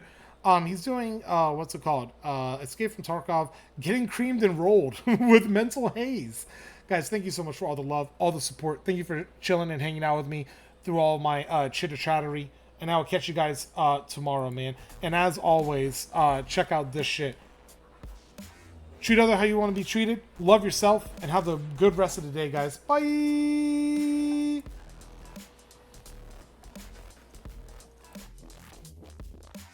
Fuck, man. I feel like I should do it. When I grow up, I want to be just as good as Hayes and Tarky. We got a #1 victory royale. Yeah, Fortnite, we about to get down. 10 kills on the board right now. Just wiped out. Yo, Soggy with the raid. My friend Soggy, what is up, my guy? Thank you so much for the raid. I was just about to do an absolute twisted ass scav lab raid. Perfect time. How was your stream? Mr. Clappy, Raven Rambles, welcome in. Thank you for the follows. Soggy, how was your stream, my friend? Were you playing Tark? Were you being Tarkovskis? Tarkaluskis? I think more polite response would have said, yes, Daddy Hotspur. Draftner, welcome in. Thank you for the follow. You're very welcome. Our stream was dope, man. We just chilled and hung give me out. your My daughter's sick. burgers. God damn it. Oh, I hope the daughter's okay. Is it just like a little coldy cold, or it's like a flu or something? Oh man, I'm sorry to hear that, Soggy. Jeez. Thank you so much for trusting your community with me. Unfortunately, I'm not nearly as good at this game as you are, so hopefully all of your followers don't uninstall Twitch after they watch me. Yeah, man, she's a trooper, bro. Ear infection, upper respiratory, but she's recovering. Mad love. Thank you so much, Soggy. I really appreciate that, man. Raiders, welcome in. I'm Ninja Hitman 15 on Twitch, Ninja Hitman on Kick. I like to dabble in both. Mondays and Tuesdays, I stream on Twitch. And it used to be on Twitch, I would stream like something multiplayer, and on Kick, I was streaming something like single player-ish. But once I discovered Tarkov, I've just been in an endless loop of playing this. Also, Crown, welcome in. Thank you for the follow. We all suck, man. Just moments of good. Dude, that is the truth. That is the truth. I had to bring the heat into a stream. I gotta lurk you so hard. Yeah, lurk the shit out of me, Soggy. Hell yeah, dude. I appreciate you, man. Thank you so much for that raid. Go do your little post-stream stuff. Get you a snack. Check on